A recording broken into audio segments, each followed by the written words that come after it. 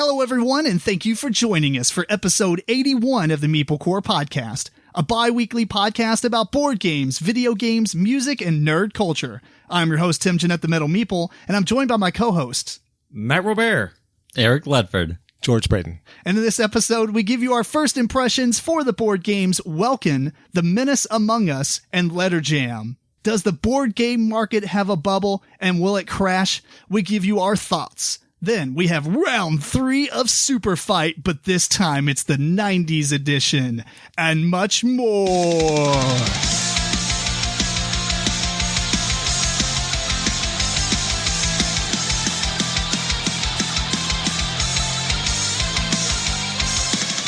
There you go, Matt. I brought it back. Much more. Oh, okay. I thought you meant Superfight. Superfight? Both. Oh, I brought that back too. Yes, You're excited about this. I know you are. Yeah. Anyway, so we have a question. Unless you got one. Eric, do you got one? Oh, I do. Oh, go ahead. We'll see what yours is. Oh, so if you guys can ask one question and get the 100% truth on it, what kind of question would you ask? Or what would you ask? I don't know, but would the answer be 42? No. Or could be. They tried this in a movie. So you can ask anything, Any question of to anyone anybody and get the question answered. in all of correctly. history. Yes. Oof. I'm conflicted between two. What actually happens after you're dead? Uh-huh. And the first one would be, how did the world or the universe or everything, how did everything start? Yeah. With a spark. I do one of those too. All right. Man, you went so philosophical there. Yeah, well, I think about these a lot. What about Matt? You got one?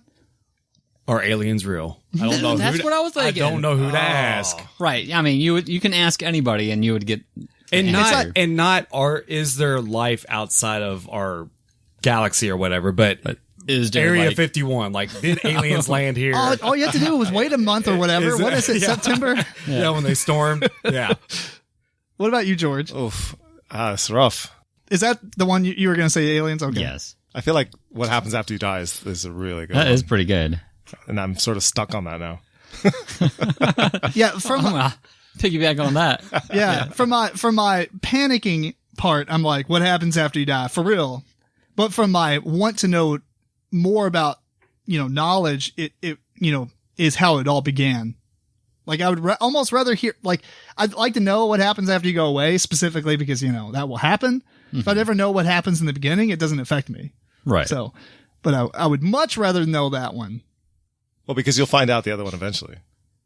Well, yeah, that's true. I mean, I guess I will find out the second one, but depending on what the answer is, maybe I can prepare. You may never know the first one. What I'm asking is, do I still need to search for the Goblet of Immortality, or can I end that quest?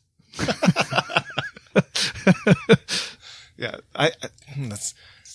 this is going to sound very selfish, but I was thinking something along the lines of, like, what is the best way to achieve full potential? I mean, that could be interpreted in a lot of ways. all you have to do is get over power level 9,000. Mm-hmm. And then Kama wave or whatever.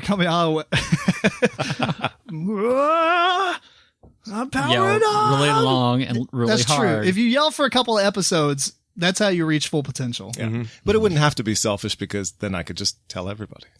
You could. But maybe it's an individual answer. It could be that, or if you're evil, you don't tell anyone, and then you reach full potential, Right. and that's how we get antagonists. Problems. Is that right? Antagonist. I would be the antagonist, yeah. Mm-hmm. Yeah, that's true. George would go evil. No, I wouldn't. You go lawful, good. I would go the other way, yes. I would help people, I think. That's You fair. think? I think. He thinks. Maybe. I don't know the answer. If I knew, then I would. Matt, you got your keys yet My keys? to your house? No. Oh, Is that your question? That's a weird direction to go. I was just segueing with with no segue. Let me tell my own story, That's like- bro. Come on, man. Let me give it. Oh, that's fair. That's fair. That's fair. I thought you had a question. No, Oh, my question? Oh, well, we can just do one. Okay. We'll save it for next episode. All right. Sorry. But I did have a news article local to Louisville, but related to the last podcast. Apparently, somebody decided to vandalize a lot of the scooters in downtown Louisville. No. Really? By specifically cutting the brake lines. What? Listen here, people of the world who want to do crime against our beloved scooters. If we find out who you are, we're probably not going to do a whole lot, but if we find out, we're going to be very upset with you. We're going to give you stern looks. We talked about how Gen Con was legit the best thing ever because of these scooters, and now we realize that they're in Louisville, Kentucky downtown, and they're being vandalized. It's not just that they're being vandalized. It's a crime against the people who ride them. If they don't have brakes, right. There's a bad intent there. Right. That's very It's not just destroying them like it's a competitor, like, bam, destroy a couple of them, now they have to ride ours. It's legit trying to hurt people. Mm-hmm. Yeah. Our downtown is the worst crap ever. Which is funny because at one point, they were trying to buy Gen Con to be in Louisville. Oh. Mostly because I know the people that work at the convention center. Would never happen. Yeah. Yeah, it won't Good happen luck with now. that. But like 6 or 7 years ago, I'm just saying there the was capacity. a possibility. Right. No, I'm saying like 6 or 7 years ago, there was a slight possibility. They would have already outgrew them and Yeah. had to go somewhere else. Agreed. I mean, even at the time, it was like, I don't know. Now they've got some more hotels, but I mean, Gen Con is realistically at its max now, so maybe they could build up enough hotels to get to that point, but I don't think the convention center is as big as Indianapolis is. No, they did just renovate it. They It was did. pretty They nice. did. Yes. Yeah. I don't think they made it bigger, though. I think they just made it nicer. Yeah, I'm not sure. Did you say how many scooters? I think it was like just under a dozen. And there's enough of them to be a concern. Yeah. It wasn't just like somebody cut the one they were on and walked off. So irritating. Anyway, Matt, what you been up to? I've been up to a lot, but I'll fly through a lot of them pretty fast and get to the main one. We watched season 3 of Glow, which is the gorgeous lady. Well, I think it's actually glamorous ladies of wrestling, but the actual wrestling from back in the 80s was gorgeous ladies of wrestling. I loved season 1 and 2 of this. Season 3 was awful. The first 2 seasons were a lot of the goofy, like what 80s wrestling was to me, except it was ladies doing it. Season 3, they decided to do character development and no wrestling. So it kind of took away the whole reason I like the series. And We don't care about the people. Yeah, I don't care about the people. I want to see like goofy storylines and wrestling and stuff going on. We watched. So it just turned into reality TV? No, it's just they're just trying to develop characters. Like character development, I'm fine. Like I know a lot of times I go to work on like Walking Dead, and people are like, "This is a slow episode." I'm like, character development. But that's like one episode. This was like a whole season of character development. It's kind of like releasing an entire year of origin movies. Like if this was sprinkled across the first 2 seasons, it wouldn't have been a big deal. But it was just that's all it was this season. Really bad. How much can you develop a wrestling character? Because aren't wrestling characters really over the top to begin Or they're with? just one-sided. No, it's Well, yeah. they're developing the characters of the people who play them, like giving them fleshing the character that's actually the worker who plays the wrestler. I don't follow wrestling, so Yeah. to me it's just snap and twist them, Jim. your wrestlers are actors. I mean, Yeah. that's not how they act. Yeah. Obviously, I mean it's so That's all I've seen. When they're normal people, it goes into that. But anyways, Agritsuko season 2, which is a cute little anime or whatever that I watched with the family. We're 1 episode short of finishing that season. I was disappointed in the first half of it. Second half's turning out pretty good. So hey, here it goes. Ash versus Evil Dead. We finished season 1. We're in season 2. How's that? It's okay. It's not like the best thing in the world.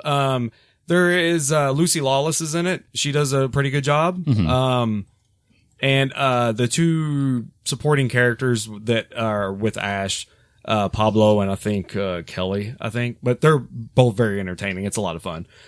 So it's pretty good. I think if you are a fan of the Evil Dead series and stuff like that, you'll probably enjoy this. It's a lot more raunchier and gory, I will say that. But Awesome. It's been fun to watch. So then started playing Resident Evil 2 Remake. Nice. Pretty good stuff. I completely forgot about Mr. X, and he is terrifying in this game. It is more like Nemesis, like follow you around nonstop and torment you. So, Oh, wow. then the big thing is the house. We have a closing date, September 4th. So that's cool. Nice. Couple weeks. So that is when we'll probably get the keys. Usually you give keys on closing day or whatever. So yeah. But very interesting story. We had a very big turn of events in our house buying situation. We were waiting on one last thing, which was the the appraisal. We got the appraisal came in. We were kept in the dark on a lot of this until everything evolved. It appraised for about $21,000 less than what we were going to pay really? for it. Wow. Oh, that's going back to the table then, right? Well, No, you can't get a loan on it. you can't get a loan. Well, yeah, you can get a loan on what it appraised for. Exactly. You would have to come up with the rest, You'd have which to come up the rest. you typically don't want to do if that is actually the value. Yes. Gotcha. You could still get it if you want it, but you Yeah. got to have that makeup value. Right. Which is what the sellers wanted. My realtor course. said, Of course they did. probably not going to happen. And the situation that we're in is, it was an elderly couple. The lady passed away. So the Was the it a man, estate? and it turned into an estate. Because the man is going to go into assisted living. So he gave the whole estate and everything to his kids to take care of it. I believe it's a brother and a sister. And that's how they took care of it. What's that? They sold it. Yeah.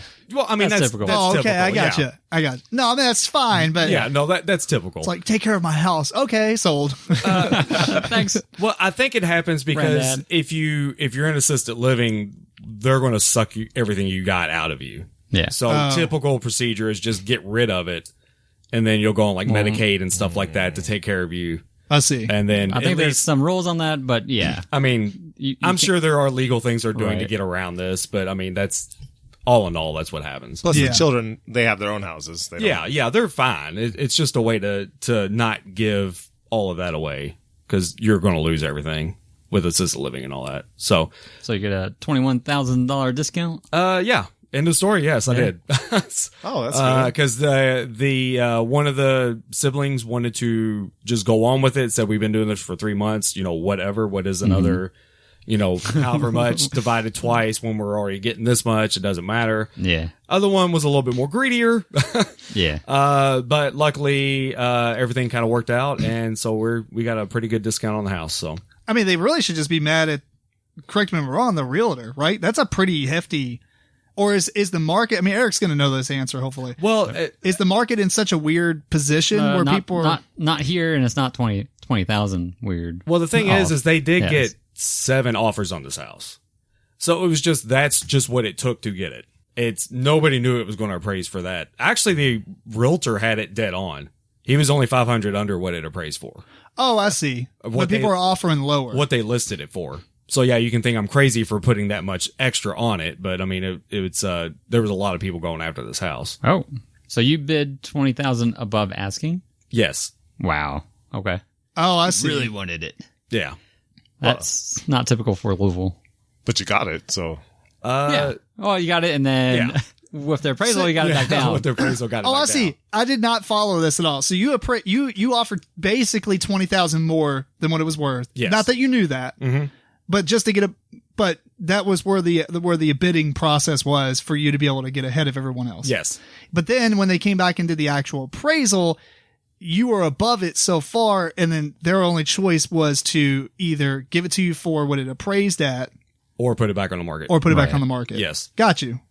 I mean, that's cool. That's like a win-win. And pro tip, if Oh, no, you're- it's a lose-win. Yeah. You're on the win side. if you're waiting for your house to get appraised, do not have it looking like a hoarder's house and having boxes and everything all over the place when the appraiser shows up. That probably did not help them. Oh, yeah? So you think I think that probably had something to do with it. Maybe, can they do that, Eric? maybe not, What? but No, personal belongings and stuff isn't going to really. They change really the value just of the take the house. square footage and by And the the condition property of the land, property. right? Yeah, I mean, that's true. Just because your couch looks like it's destroyed, if the walls are okay. Yeah. Yeah. But maybe he's a jerk. And he's like, these people. Make your house look presentable. Well, but now you have a packet of money that you can yes, get it a helped jump. helped out on, a whole lot. Your man cave. You can. Yes. It's like I paid $20,000 on this house and I'm not even in it yet. Right. So That's fair. Well, what about, is that all for you, Matt? yeah, that's it. Well, what about you, Eric? I went ahead and left Spectrum. Went to AT&T Fiber, which is pretty cool because I was at 200 megs. Now I'm at 300 megs, and I play half the price I used to. That is going to be an option for us. Is that the way to go? Definitely. That's what I'm hearing. I just wanted to hear from somebody I was paying else. $65 a month for 200 megs. That's, retail price or whatever. They offered to bump me down to like $45, but that still doesn't match baseline AT&T's $30 a month for 300 megs. Now, is it $30 a month for like the first year? And It then is it for goes the up? first year because they put you in a contract for a year, but you can re-up your contract and get the $10 discount again. It's usually $40. Oh, so either case, it's still cheaper. Right. And I also figured out with Spectrum, you get like, 200 down, but you only get like 10 or 15 upstream. Well, 20, but yeah. Yeah. Well, with AT&T, it's 300, 300 plus down and up. You guys It's need some 300 files? up? Yeah. I send you stuff. Send everybody stuff. So fast. Yeah. That's like all the YouTube videos that I put up. Oh, yeah. You need change. They just ran lines through here, right? The irony of it is I'm at work anyway, so I just upload them as I'm at work, which is like 10 megs up. Oh, So it takes a while. Yeah, but I don't care. You did say it was a fiber optics, Yes. right? Yes, that's okay. right. Yes. Is it Uverse or just AT&T fiber? I don't know. AT&T something. That matters because they tried to say that Uverse was fiber, but it really wasn't. It was like fiber from your house to the head end, and then the head end was cable, Oh, really? which was dumb because it ends up being a bottleneck. Right. But it looks pretty to the person. Yeah. No, It's kind of like you put a Ferrari frame on a Camry. Yeah, I know they ran the lines in front of the houses in our neighborhood, and they came out to install fiber from... Oh yeah, that is actual fiber. Yes. Yeah, From the street to our house. that's pretty cool. Yeah. yeah. Besides that, it was Melissa's birthday. We went to a rec bar. So if you haven't been and you're in Louisville, go check it out. All kinds of pinball machines, all kinds of older arcade machines. Yes. So, yeah. Yeah. We all had a good time. Cool. And then played some games. Played a game, Vinos, which is was Portuguese for wines. This Yes. is a Eagle Griffin game. I believe they did the deluxe version, but the one I have is from What's Your Game? It is the second heaviest game I have. I was going to say it's Portuguese for heavy. Yeah, but it actually wasn't too bad. It going through the rules and stuff, it wasn't very hard to understand it. It was very thematic in a way, so it was easy to teach. Although it was like a 45-minute hour teaching, but with two players, we got it played in under an hour and a half. So I recommend it. It was pretty good. Also got to play Teotihuacan. City of Gods. It was by NSKN Games. Now, people say that it's a Zolkin killer, or it's better than Zolkin. And I don't know if I agree upon that, but it is a pretty good game. But You are- is Does it it even have gears? comparable? It doesn't No, look it's- it play anything like it. It's, I mean, Oh, it's you're the next getting, Egyptian game, God. Yes. It's an Egyptian game killer. it's Aztecs. Other than Not that, Egyptians. you're getting I resources. didn't know where he was going with it. I won't go. Whatever, Aztec, okay. whatever. Whoever they are. Egyptian people. Different continent. That's Yes, fine. yes, I was wrong. But I mean, my point is, it's like the next zombie game. This kills all zombie games. No, I mean, it plays totally different. It uses dice. It does have a cool mechanic where you're using your dice to move around, action selection, and your dice age every time you use it for specific actions. There it is. Okay. So Yep. I guess it does have that aging aspect. No, yeah. I That's get a that. bit Zolkin-y, yeah. But other than that, way different. And I think I still prefer Zolkin myself. But if you haven't played it, go try it out. It was pretty good. I also played a Res Arcana. Anybody heard about that one? I was pumped. I was pumped. You told me about this, that you played it. Yes, I believe it's by Sandcastle Games. So you pre-draft kind of like you do in Seasons. I think this one's on tabletop. No, Oh, yeah, we should try it. try it out. Yeah, it was a good game. Okay, I love- So you pre-draft your whole hand. I like how that I goes. forgot- Oh, okay. in Forgot how seasons. many you start with. Say like 10 cards, and during the game you're using those 10 cards to build your tableau, get resources, take these powers that are in the middle of the table, and it's somewhat of a race game. You're first to 15 points, something like that. So also we played Sabotage. It was a Flowers game. Anybody heard about that one? I've got it on the way. Oh, really? Did you get it? Did you get it in Kickstarter? I did not get it. It was somebody else's. We played it at Rich's house. But yeah, I think you're in for a treat because that was pretty fun. Oh, good. It's a team-based game. Yeah. So you have the villains against who? The spies. Yes. So you have a team of spies and you have a team of villains, and it's a stealthy moving around type of game. But you can hear for the different actions that your opponents would do, or not the villains, but the spies. So if they're moving around or have a move action, they're usually saying what was that? It was scanning or something. I think it was scan. Okay. So when you move around, you can scan a line or a column or an area. So they kind of know where you might be. Right. Yeah. So it was pretty interesting. Looking forward to it. I think it just sounded so good. Yeah. And the components, awesome. And it has a huge box you put in the middle of the table and you use that as, the barrier. How many players did you play with? 4. Nice. Yeah. So I think it only plays up to 4. I think it plays 2 or 4. It might play 3, but I'm not quite sure. Or maybe 3 if you have 2 people on one team. You can do that. It was a lot of fun. That's it for me. I'm going to talk about games. I'm a very one-sided person, so I'll just talk about Actually, one last thing. Did you play any other games, or was that it? I think that was it. Were they just long, or were you not there the whole day? No, I was there like 12 to 11. Oh, wow. Okay. 11 hours. We might have played another one I forgot about, but. Gotcha. Have you been over to one of Rick's things? No, Rich. No, Saturdays is really hard for me to peel away from, because Family. we spend so much time with our kids and stuff. Yeah.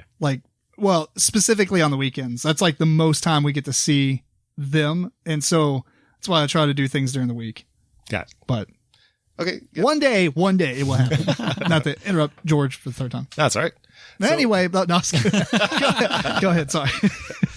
New games that I've gotten in. I've gotten a game called Skulk Hollow. This was a Kickstarter, and it's by Eduardo Boraff, Pencil First Games. And this is a 2-player game that's very similar to this older game called Draco, where you had several dwarves taking on one dragon. Did you play that? I remember seeing it. I don't think I played it. It's quite good. Mm-hmm. And this is a similar design, and you have a whole bunch of anthropomorphic foxes and I don't know, maybe cats. There's the real reason, George. Yeah. Got it. Some sort kind of critter. That's mine. Yeah, some little critters. They look like that Disney Robin Hood, cartoon. Mm-hmm. But anyway, those guys, a bunch of them, one player controls, and then the other player controls one massive thing. Like it could be this giant bear monster or some kind of kraken or, just one thing that goes up against them. So they have to play cards that have multiple purpose cards. And so they're trying to climb up on the monster and fight it and shoot it and, all these things. And the monster's just doing massive attacks. So it's going to be really good. Haven't played it yet. Think it'll be good. Also, I got, from Gen Con, Mental Blocks, Rail Pass, What? And Anomaly, which we spoke about before. Mm-hmm. And then in the mail, I finally got, Pearlbrook, the expansion to Everdell. So I'm really looking forward to that. And I'm also most excited about getting Seasons of Inish, my favorite game of all time. Mm-hmm. Oh, you got that too? I got the expansion. So nice. Finally. Yeah. Yeah. It was on hold at forever. Meeple Miniature Market forever because I didn't know it was on hold. So. Oh, really? Yeah. Why was it on hold?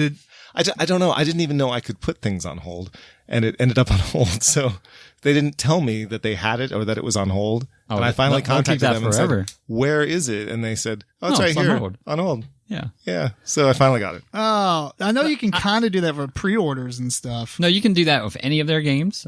They'll put anything on hold so that you can meet their shipping. That's true.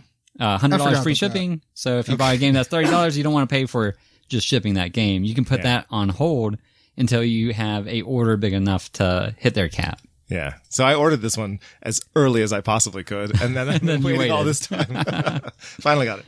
And as far as games that I played a game called Spike, which is a railroad game by R&R Games. Yep. And it's by Stephen Glenn. That was really good. Okay. It was like a next level up from Ticket to Ride, where you use the same sort of card playing mechanism to put out your track. Mm-hmm. So you're not actually putting out train cars, but you're laying the track. And then you have a single train piece that you drive around your track on. So you have to start and stop your train and actually end up places and pick up and deliver things.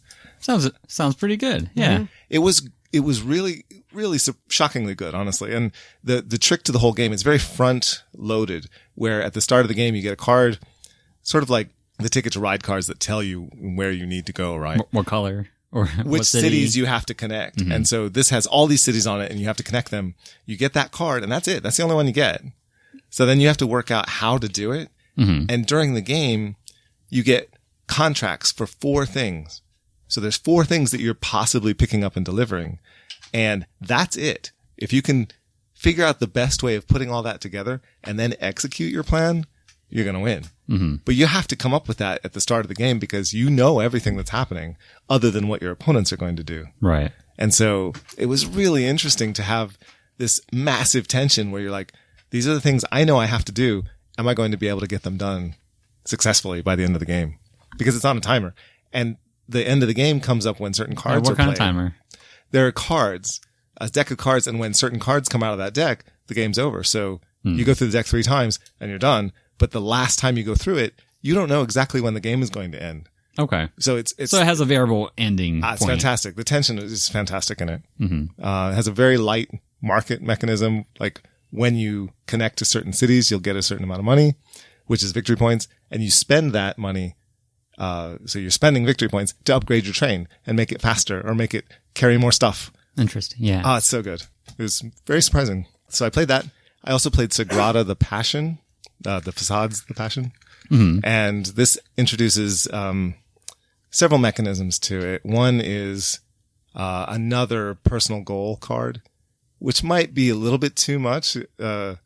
Additional one on top of what you have already? Yeah, so you have a lot more to think about. Sure. I'm not sure that's a good thing. Is it better? Because wasn't the original personal goals just a color? The original ones were, and then they had the expansion, which improved them a great deal. Mm-hmm. And now this is a second personal goal to work at the same time. Yeah. So there's just that. Like the other expansion, just more of them, and you have 2 of them now? Yeah, this is modular. You can add in various things, whatever you like. Modular. The worst thing in expansion. I hate it. Yeah. I think we went ahead and added everything, and it made the game a good deal longer and more AP. And we were playing with 6 people as well. So it was the main event of the night. But really? It really brought it as a main event? It did. It really did upgrade the game to a main event. Right. So it was really good. Okay. The other things that it added, it was almost like Marco Polo, where you have these OP abilities, right? But everyone has one. So, that was pretty awesome on Marco Polo. This is so broke. Yours broke. Everyone's is broke. Exactly. So everyone had something like that they could do. And then there was a new kind of die that you could acquire during the game, but you only got one of them. And it was a wild color. Like it could stand in for any color you wanted. What color is the actual die? This sort of... or is it like a token? It's like a light gray with a iridescent sheen. So it's pretty cool. Oh, so it's not like a smoky die? I guess you could call it a smoky die with an iridescent sheen. Yeah, I have some of those for my tumbling dice set. Okay. They're not quite black, but you can kind of see through it still. But some parts of it you can see through better than the others. Yeah, well, this would be not quite white, but you can... Oh, I see. Okay, it's white and shine. Okay. It's like a rainbow effect, just a tiny like bit. pearlescent. There you... Good word. Mm-hmm. That's what it is. Yeah, cool. Yeah. Pearlescent. Luminous. It is.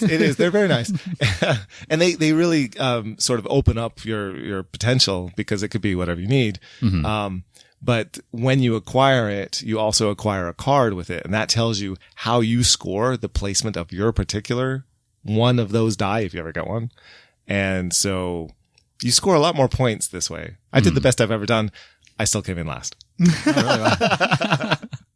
And I usually do fairly well at this kind of game. So it was rough. It happens. Yeah. That was it. Those are the games I played. Enjoyed them. All right. So I've got just a couple of things. One, since I got the City of Cadwallon in a math trade, which I didn't realize actually goes for about $80 to $90, apparently. Oh, dope. I didn't know it was so expensive. I just wanted it because it's one of the, I guess other people wanted it too. apparently it's in that big pile, but if you take Enigma and Elysium and then you add in City of Cadwallon, those would be the trifecta of games that I added to my cart on Miniature Market 2,000 times and then took out. So now I have them all. But I was going to buy the expansion, but it goes for $40 to $50. Oh. I was like, what? Anyway, I found it on a website for $14. Oh, great. On clearance. And got it. Oh, wow. I bought it with Drop It. Yeah. That's a good one too. Kind of like Drop Mix. Yeah, these are all good games. Yeah. Yes, I got those. That site, I got it from Noble Knight Games, which has a $149 free shipping thing, and they have a $10 flat rate. Not as impressive as Miniature Market. No. However, Is that a UK company? no, I think it's in Texas or something. Oh, okay. However, the cool thing about this site is they sell used board games and used miniatures and stuff like that. So That's cool. it is worth going on there and looking at the stuff. See what they have, and it changes. Right, yeah, and they'll have like they might have like a copy of a game. They have it new in shrink. They might have it in good condition. They might have it in fair condition, like the box has a hole in the corner or something like that. But they have pictures and stuff too. So it's kind of neat. I mean, to be able to buy used board games. Actually, I think I did buy some stuff from them on Board Game Geek on their market. Oh yeah, Yeah, it's been a while, but they sell stuff through Board Game Geek's Board Game Market or whatever. right. Gotcha. Yeah, I mean, I guess you could buy that same stuff on there too, but the fact that they have a $10 flat rate is actually pretty attractive shipping wise, because you could buy Because there's some big like games. Zombie Side and it's $10, where there's no way you're yeah. getting it for $10 shipping anywhere else. That's Right. tremendous. Yeah, the only flat rate that is that price is like an envelope. Yeah, right. Yeah. And if you're spending something like that, you could probably buy another game and hit the $150, get free shipping, and have a ton of cool stuff sent to you. So That's what they're hoping. yeah, it's a pretty cool site. I never knew about it, but I just went online, typed in Cadwallon, whatever the expansion is, and then I found BoardGamePrices.com, and they had listings of it, and I was like $60, eBay $50, but look, $14. I'm like, what? Click. So it's pretty awesome. It reminds me of the time that I bought StarCraft, the board game. This was like it came out in I think 2008, and I bought this in like 2012 or so. So it's already long past the time that the license was done. And I really wanted it, but people were selling it for really expensive prices. Oh, yeah. And I went to like chesstables.com and they had a copy for $60, like the retail price or whatever. So I was like, okay. So that was pretty awesome. There was one copy left. Yeah, it was pretty awesome. Everything else on the website was chess tables, like chess boards, chess pieces. And then they had like 5 board games, and that was one of them. So maybe they had maybe they were a board game, then they dropped it or something. I don't know. Other than that, speaking of critter movies, I've joined the rest of the parents of the world and watched all the Madagascar movies, which they actually get better and better. I really like them. Have you all seen them? Yes. Seen them? Do you like to move it? Move it. You like to move it every 5 seconds. No, that's pretty cute. Penguins are the best. The penguins are awesome, and I'm totally gonna get Theron I guess they came out with a TV series of them. Yes, the Penguins in that's actually Madagascar? really good. Is it really? Yes, yeah. Dude, it the is- kids used to watch that. He just sits there and laughs so hard, and it's hilarious because I don't really see him respond to the television very often. And now he's watching that, he's just laughing and laughing. The series is really good. If he likes it, you can borrow this game I have. It is on the Xbox 360. It's a Madagascar game, and it's like Super Mario Kart. Oh, really? So they just race? Right. I don't know. I've tried to get Theron to play a video game, and He's he not just there wants to yet. sit there and watch it, and then nothing happens. It's like, Theron, you got to move your fingers. Okay, whatever. He'll watch me play it, though. So I've got like monster truck games on my phone and stuff. He'll watch that. I like Madagascar where they have the chimps signing to each other. That is actually pretty fun. That's Are pretty they cool. really signing? They are, yeah. American Sign Language, yeah. I didn't know they were doing that. That's Yeah. great. It's super fast. Like, Yeah, it is like super fast. yeah, they didn't, really pause very much with the animation, but it's pretty good. I guess they don't really need to know. No. Other than that, I've been playing a couple of games. I've been playing Xenoblade Chronicles 2 on the Switch again, which is really fun. It has its drawbacks, but I really enjoy it.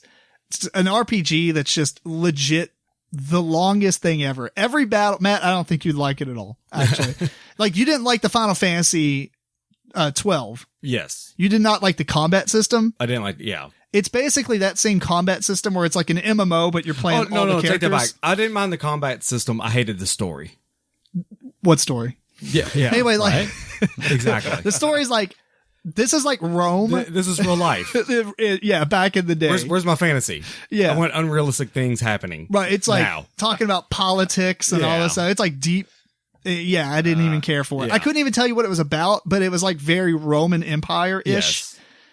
Anyway, so, but it's good. Eric, now you have a Switch. This is a pretty good game to get if you want to sink a enormous amount of time into a game. I feel like I haven't even played I it. don't. Right, yeah. I feel like I haven't even played it, and when I saved it, I was in 22 hours in. Oh, wow. Yeah. Talking about enormous hours into a game, I did get invited by Jake and Rich, I guess, to play World of Warcraft. They are starting a new server. Vanilla. Yeah, they're starting They're playing the vanilla. Right. Yeah, Starting the new classic WoW. characters, classic WoW. You gonna do it? Heck no. I got things to do.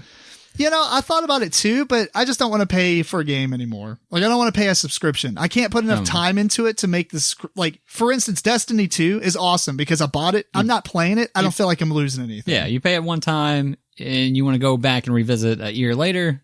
You're not continuously playing it or have to start your subscription again. Yeah. Although Matt will vouch for me, WoW Classic is straight up amazing. It is really, really fun. It's pretty good. It is a lot harder than anything out right now.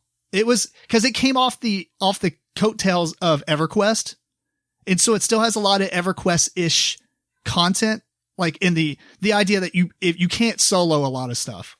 Oh yeah. Like in You gotta normal group leveling, up. you can, but if there's something that's an elite, you will not kill it by yourself. You know, you have to have a group. You have to, when it says that this quest takes 4 people, it took 4 people. Unless you came back and did it at a later level, which is pretty obvious, but it's pretty spot on. Whereas WoW now, you can basically get all the way to, I mean, you can do all kinds of stuff solo. It's a lot easier. And you can experience all the content. You just choose a difficulty level. Do what? Yeah. Like some people like that. I don't like that. I don't like it. No. That's on the new WoW? Yeah, the new I wanna WoW. play it easy. I didn't know that. Like for instance, you could fight the end boss of the game, like the hardest raid, and you can play it on like almost like a casual level, but you can play it on Mythic or whatever, which is incredibly hard. And that's where you get all the best gear. They all draw, yeah. But like the idea behind that is everybody should be able to experience all the content in the game. But you get rewarded for playing it at a heavier difficulty, which I understand kinda, but I like the idea that some of my reward is going into a place that no one else or a lot less people go into and be able to talk about that among friends and stuff. Be like, dude, guess what we did? Yeah. You know, we went to the Vishan Peaks. One person just got that and they're not here.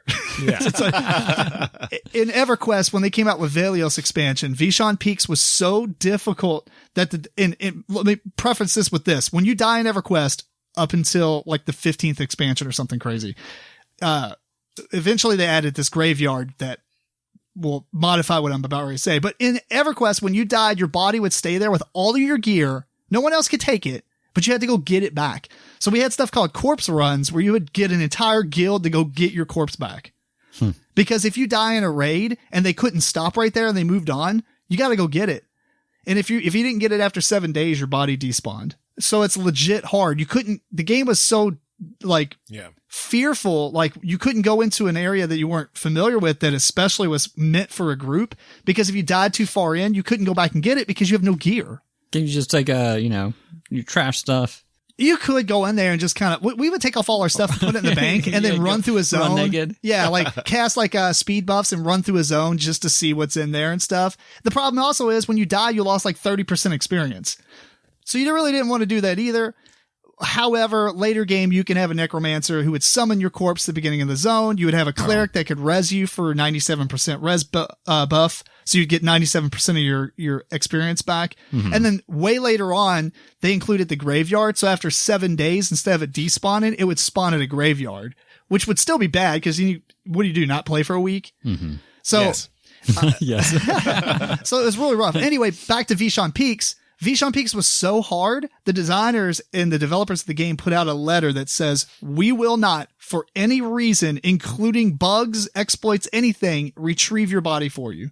Because if you fell through the world, they would go in, you can ask a GM, you can ping like the developers, and they would put a ticket in, you can get your body back that way. But they would not, for any reason, that's how hard this zone was. Pretty awesome.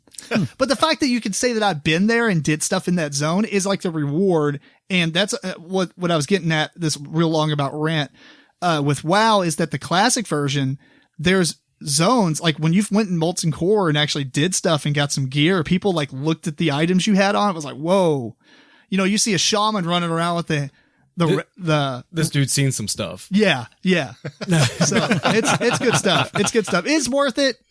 I don't know if it's worth trying to, unless you're going to dedicate yourself to play it again. Right. And we know how Eric gets when it comes to MMOs. Is my life.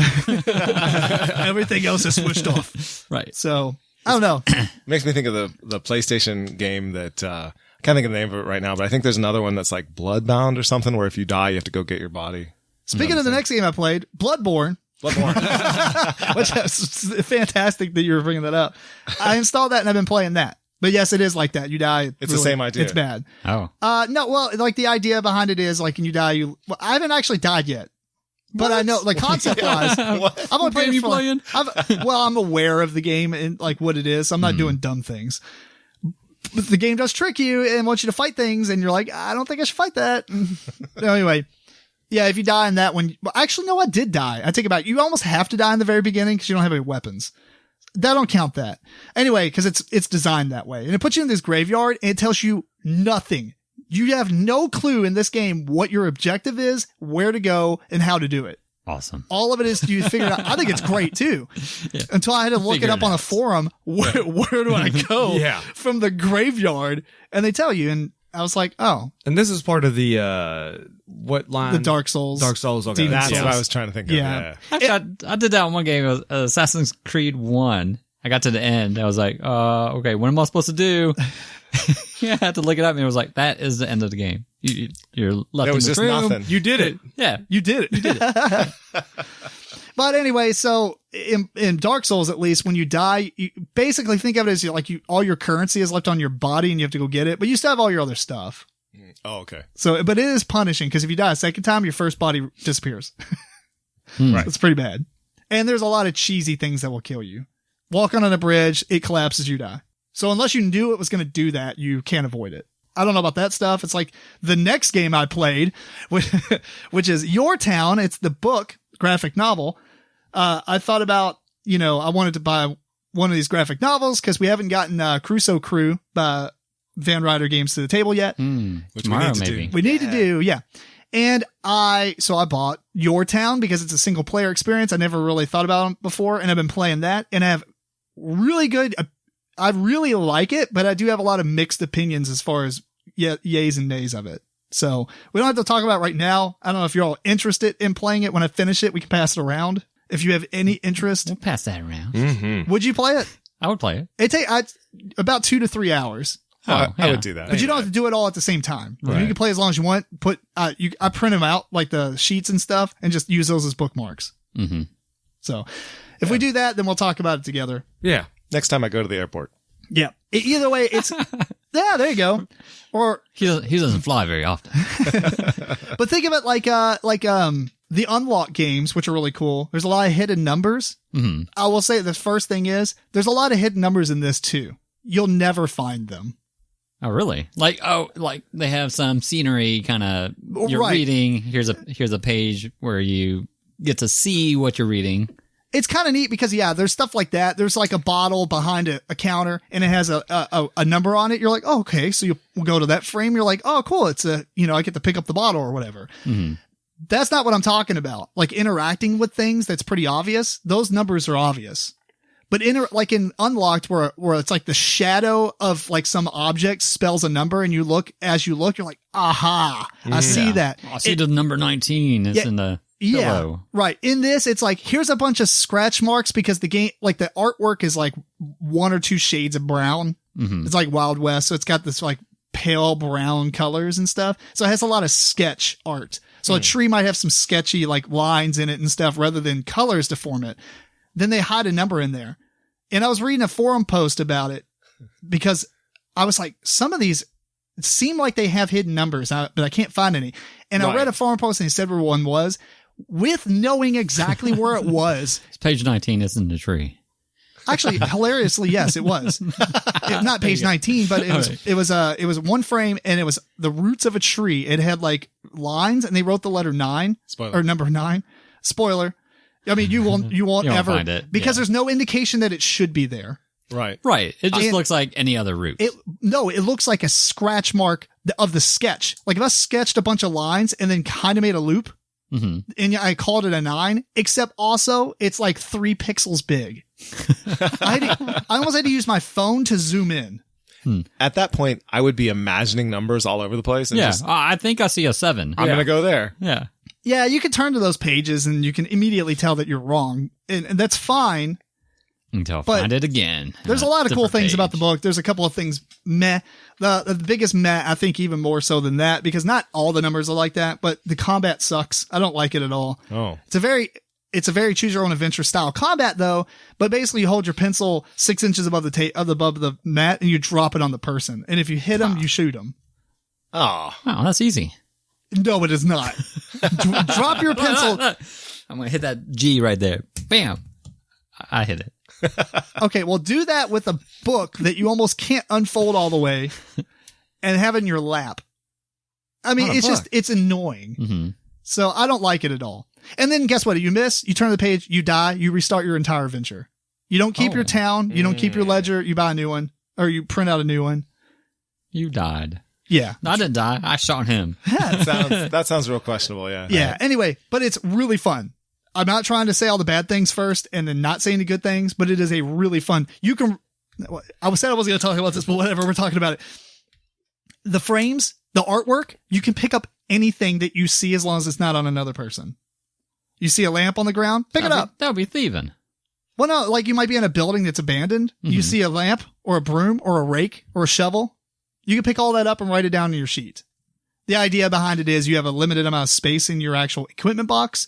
So it's, right small, but only a very... Really? Is how small you write? Yeah, it's not really... You don't do weight and all that stuff. It's just as long as you write it There down. should be like, broom takes 3 spaces. Yeah, like a Diablo grid. Yeah. But the thing is, it's cool because only a few things are actually used throughout the story. So you might pick up a rake, but you're never going to use it. But you might go to a page. You went to this farm. There were you said, "Hey, leaves all over the place. I need help." I mean, maybe. Or like a shovel, right? You might think a shovel could come in useful. Oh yeah, but it might not. And there is a few things that will, and then when you get to it and you have that item because you thought to write it down, you're like, yeah, I got that. Because if you didn't, you die. Oh. I don't know if I like that too much. Anyway, does it say did you pick up the shovel? If not, you got shot. Well, it's like go to this page if you have a shovel. Go to this page if you do not. Mm-hmm. And then, stuff happens. You're just dead. Really fun game though. It's incredible. And I'm looking forward to playing the other graphic novels, although it doesn't have this whole building thing. So we'll pass it around and maybe talk about it as an actual topic. So did you actually ever, I guess you died once, but just like a choose your adventure game, did you just go back and be like, oh, that didn't happen. My journey continues. You go to a different page. Ironically, okay, I did pick up that shovel. I start over. I make all the exact same decisions except for that one. Right. Yeah, right. Ironically, no, I did not die there. I just went to the other page to see what would have happened. Oh, okay. And then it said you died. Mm-hmm. No spoilers. Yeah. Anyway, that's all I did so far. Let's talk about some news because we're deep into this podcast already. We'll fly through these. Matrix 4 is confirmed with Neo and Trinity reprising their roles, and one of the Wachowski persons is directing it, writing the script and stuff. I think 2 other people are helping writing the script. So it kept on getting worse and worse. It started off so good. It's true. And I am going to piggyback this real quick that I'm sure they will, Keanu Reeves will start filming that after he's done with Bill and Ted 3. Yeah, I saw that. That's amazing. I think Keanu Reeves is on his way going super up Oh yeah. Yeah, I think he's going to be kind of like like an action film star. Sure. I mean, see that. You know what I'm saying? He is one. Yeah. He is one now, but like he's already done that. I think he was okay before, and now I think he's going to be. I think John Wick just pole vaulted him into the sky. I think that plus all of these articles that are coming out about how nice he is. He's just a good guy. Yeah. Top 3 people I want to meet in Hollywood is him, Hugh Jackman, and The Rock. Those are all good choices. Yeah. Super awesome actors and super cool people. He was at E3 and he's in some video game. What video game is it? Cyberpunk. Yeah. Yeah, that's right. Yeah. So that'll be interesting. Yeah. I think it's cool that they're reprising the Rose. Rose. Anyway, Blacklist Games is publishing a Contra board game. The same people make Alter Quest, or Alter Quest. One of those. No, I mean, it's Alter Quest, but it might as well be Hero Quest anyway. So, yeah. 2 questions. Do you get a spread gun? And does the Konami code work? I don't know about the second one, but I will say that in speedrunning, you don't pick up anything. You use the base gun. It's apparently the most powerful. The base gun? The base gun. No way. The base gun. The base gun. That's Who a uses lie. the base gun? Because it's the only weapon that you can fire as fast as you click the button. And when you're right up next to something, it's as quick as you can click. You can basically max frame it. I've been watching a lot of speedrun videos. I still want my spread gun and my laser gun. That's fair. Spread gun is the one everybody wants. Bling, bling, bling, bling, bling. IDW is publishing Bomberman, the board game. I don't mess this up. Right? Please don't mess this up. Yeah, please, for the love of Bomberman fans, this game should be amazing. Oh my gosh. It would be pretty cool. Yeah. Yeah. IDW If they do it right. has a checkered past with messing things up. Yes. Kill Shakespeare. They made Arcanos too. Well, they published Arcanos. They didn't actually make it. Oh. We'll come back to that one. And then Final Fantasy has a new board game coming out. Unfortunately, it's the Chocobo board game. Chocobo. What? You say Chocobo? Chocobo? What's a Chocobo? Chocobo. Let's call the whole Sorry, thing all off. our Japanese followers out there. It's pronounced Chocobo. Anyway, Final Fantasy Chocobo board game called Chocobo Party Up for 2 to 4 players. And you got to be the first person to guide 6 of your Coco Chocobo pals to the player's nest. Same designer as the Chocobo Crystal Hunt game. Yeah, this was supposed to be a Gen Con and they didn't have it there. That's probably why they have a booth with a bunch of people playing somebody else's games. That's what we saw. I'm not looking forward to it. No, it'll be awful. Yeah. Yeah. Anyway, that's all. Before we move on to some games, if you are interested in supporting the podcast, check out Humble Bundle. If you go to MeepleCore.com and go to our Humble Bundle partner link, you can click that and there's all kinds of cool stuff. The bundle will probably be going away by the time this podcast airs. I think it had 6 days left as today, so maybe it'll be up for a day or 2, but there is a Horus Heresy bundle for the Warhammer 40k RPG. There's like 20 books on there for like $15. That's crazy.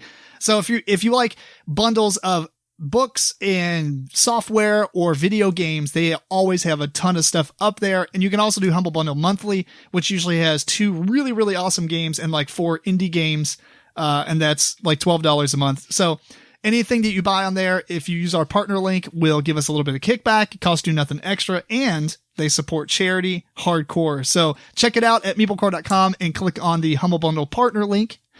And today we have Welkin, the Menace Among Us, and Letter Jam. So the first game we're going to talk about is Welkin. Designed by Fabian Tangai, artist is Tohad, published by Ankama. Yep. So to give the quick overview of Welkin, basically you're trying to build a bunch of floating cities or something. I don't know. Islands or cities? Yeah, floating islands in this city or whatever, using resources. And once you do so, you get points. And at the end of the game, whoever has the most points wins. Bam. Right, bam. Elevator pitch. To give it a little bit more detail, though, on your turn, you have 3 actions that you can take, or you're going to take 1 action of 3 available actions. 1 action is to take one of the construction cards out in the center. There's going to be 5 of those. You put that on your player board. You can have 2 of those minus the special abilities. The second type of action is probably the most important, and that's how you get resources. So on your player board, you have 5 different resources that you're going to gather, like plant parts, animal parts, elements, steel, and the 5th one. Jewels. Jewels. There we go. So you're going to have those 5 different ones. you can flip over one of these tokens. So on the front side, it has the image of the different resource, and on the back, it has just a +1. And what that means is, after you flip your tokens, you resolve what you see. So the first flip is free. Every additional flip is 1. You can flip as many times as you want, or, up to 5 or whatever.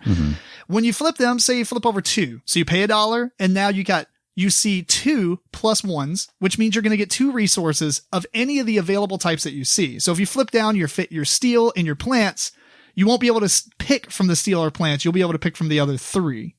And then next turn, you'll flip stuff back up to the resource symbol and flip other ones down. So you'll kind of go back and forth on those to collect resources. You can only have 4 of those though in front of you.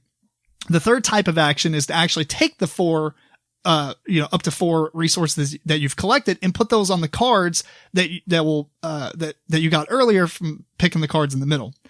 If you complete a card, you're going to get points, and the points is equal to the bidding tokens that's on this circular board in the middle of the table that also has those 5 cards you can pick from.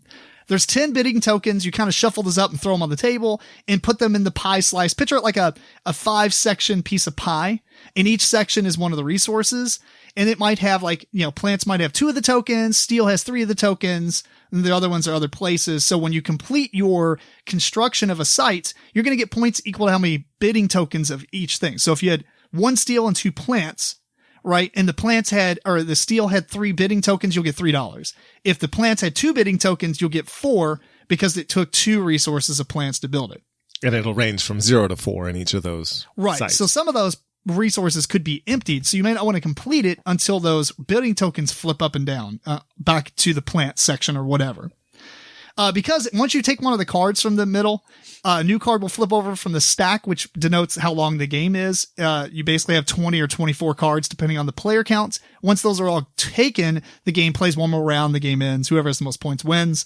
But as the cards come out, some of them or most of them will cause the player who revealed them to flip one of the bidding tokens, which will change what it goes from and to. So it might flip from plants to animals or plants to steel or whatever.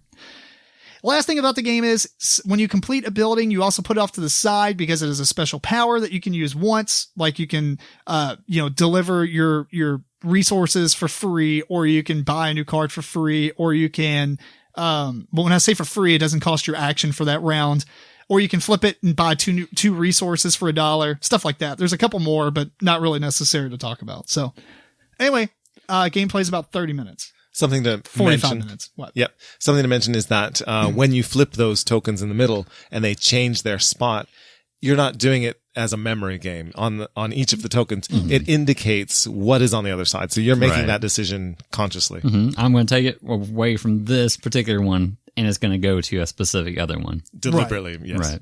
Yeah, so we can talk about our thoughts now, but basically, yeah, you might see that one player they have a card that requires 3 of a resource, but there's 4 tokens out there. You want to quickly get those off of that resource so that they don't make, $12 off a card kind of deal. So, Matt, did you check out a video of this one? Yes, I did. What'd you think of it initially? It's very pretty. Mm-hmm. It's very pretty game. Yeah, very colorful. The artwork's nice. I'll be honest with you. I was having a lot of trouble grasping the whole, mini market kind of like stuff that's going on in the middle and all that. I think I got a little bit more, a little better this time through, but I still think I'd have to play it to really grasp what kind of is going on. I mean, I got the basics of it, but yeah, each one is only going to be worth 0 if it has no tokens in it, up to a max of 4 is the max tokens in one spot. Right. Yeah, and there's only 10 tokens, and there's 20 spaces. Mm-hmm. Yeah. So they're just dodging around on all the different spots. They're bouncing back and forth, and you kind of want to wait to say, like I was saying, you've got a card that requires 3 steel and a plant. Mm-hmm. You might not even care if the plant makes you any money because the plant section might have 1 token on it, but you really want the steel token, the steel pie to have up to 4 tokens because then you'll get 4, 8, $12. Right. Yeah. If that makes sense. You want to maximize how many points you get for, the majority of whatever you have. Which I think is amazing. This was one of the cool, this was the thing about the game. Did you like that? I did enjoy that aspect of it. I felt a little, it was intimidating to me to sort of try to plan ahead and not really know what the heck I was doing. Like, it worked out. Things happened, and it worked out that I was, getting points, but I didn't feel like I was really the master of the situation. So there is some strategies that you can implement. You can draw a card. Most of the time, you're going to have the ability to flip over one tile. Other than that, you can't really influence that market unless you have a card that you completed in a previous round that lets you flip over two of them. Yeah, that's one of the special abilities on one of the completed cards is you spend it and flip over 2 tokens, which I almost felt like was probably the most powerful special ability. Oh, it's yes, fantastic. I agree. Right. Yeah. Most of the other ones give you kind of like a free action almost, where it lets you, maybe ship out, things that you didn't fully complete, or, it might give you a free buy. But for that one, yeah, it definitely helps a lot because you're going to try to maximize what you can do in a turn. So you want something that has 3 or 4 of the same symbol on it. I'm not sure actually if there's any 4s, but you want, 3 symbols of the same type. And then you want to max out that, that card. Right. I wouldn't think there's 4 of the same type, but there's cards with 3. 4 things on them, but they're not the same things. Right. Yeah. Yeah. But I think that one felt the best, at least to me, because I'm getting free things. I'm getting these things, and I don't have to plan way ahead to get them. I did the opposite. I was like, I want all the 3s, and I want to mitigate, not mitigate that market, but change that market To make that one thing. happen. Yeah. I had a hard time wrapping my head around this one. I think the interesting thing is it's for such a short game. I mean, it is relatively short. I mean, I think if you played it a couple times, you could do it in like 40 minutes. Oh, yeah. That's very quick, yeah. 40 to 45 minutes is probably about accurate. Actually, I felt for me anyway, I felt it was kind of light. I do think that is going to be somewhat luck based. Well, just even on the type of cards that come down. Sometimes, a card is going to be available and there's already 3 tokens on it. That's going to be a gimme. You want to take that. Yeah. But sometimes there are going to be, I forgot if there's 4 or 5 cards out, but none of them are going to be worthwhile to get. But you're going to have to grab one of them. Well, it is a card game, so there's definitely luck of the draw. yeah, that's fair. I forgot the disclaimer. We did get this as a review copy. I need to mention that a little up front to everyone. But I will say that I agree. I think it's a lighter game, but what I was saying is for the length of the game, it does have a little bit of depth to it. For the length. It's not just like, the only problem I see is that if you play it a bunch of times, it really does become samey, but not in like a bad way. It's just like nothing's really going to change between plays. Game to game. Yeah. You basically see all the cards every game. Well, I mean, you don't see them all, but I mean, what are they? Just a different combination of resources? Yeah, different combinations. I mean, so, and different. You'll probably see all the special abilities. Special abilities, yeah. Right. There's only 6, I think. I think the game feels deep because trying to get things in the order that you want just feels tricky. And I never, like I said, I never really did feel like I had a handle on it, the way I wanted to. And part of that might have been, just sort of the luck of what was happening. Right. My concern is the game playing me as much as I'm playing it? Like, was I just along for the ride? And, or am I really controlling what I need to be controlling to do well? Right. Right. And I'm not sure that's a big problem necessarily because the game, as Matt said, is gorgeous. And the steps that you take to play the game are simple enough to understand that it's a family weight. Anybody could play this game. Yeah. But my question is to play it well, is there someone out there who's just a pro at this one? And I'm hopeless, or is it sort of this sort of thing where, yes, I'm playing this game and I'm subject to the vagaries of luck? I think that you could play this game a couple of times and then be really like good at it. You can cap out on it, but you'll cap out. Right. I don't think it's going to be a game like, it's not like chess or something. Right. It's not like chess where you're going to become some master. Right. But it's like, I know every move. I have my 7 moves already planned out. But what I mean is I don't think it's kind of like Splendor in such a way too, where Splendor is deceptively strategic. Like after a few plays, you're like, I really know what to do. Because you're building an engine on Splendor. Yeah, on this one, you're building somewhat of an engine, but it's more limited. You might get specific cards because they're going to give you specific powers, or you're going to get specific cards because those are the ones that are going to give you the most points at that moment. Yeah. Which can change. I'm not comparing it to Splendor as far as play. It plays nothing like it, obviously, but Right. I think it kind of reminds me of the depth of Splendor. It's a really simple game, but there's a lot of depth to what this compared to the simplicity. The only thing I wish though is I wish there was more ways to influence the market, like in the middle, the bidding tokens. It would be cool to see an expansion. Like I would actually like an expansion that would drag this game out to like an hour and a half game and add that one layer of I don't know if I would like more changes to the market, because you're basically getting a card and then you're spending a turn or two to complete that card. If you give other people too much abilities to change the market, you know, you're going to complete this card that has 3 things on it, and you have 3 other players that are going to totally change that market by the time it comes back to you. So, Right. I mean, that's fair. That's fair. You could take But you can make it cost something hefty, like 3 or 5 gold type of deal. I'm not saying that would be good at all. That would kind of be bad. I would never do that. Yeah, you don't like to give up victory points to do something. Right. But I mean, I'm just saying it would be cool if an expansion thickened the game up a little bit more. Sure. Mm-hmm. Not necessarily. It doesn't have to only change the market itself. But I liked what was going on, and I think the resource gathering was so strong that if it was in a deeper game, it would even be more amazing. That's what I was going to suggest, is that maybe not having the market at all and having that particular resource mechanism where you have to flip these and then you get what's left. That's such an interesting thing, but have it in a different sort of overall game, like almost like Mystic Vale was the precursor to that other game. Do you guys, whatever that game was called? Custom Heroes. I don't know. No, Mystic Vale, where you put the cards right inside the sleeves, but then they came out with this big Kickstarter where it was in a bigger game.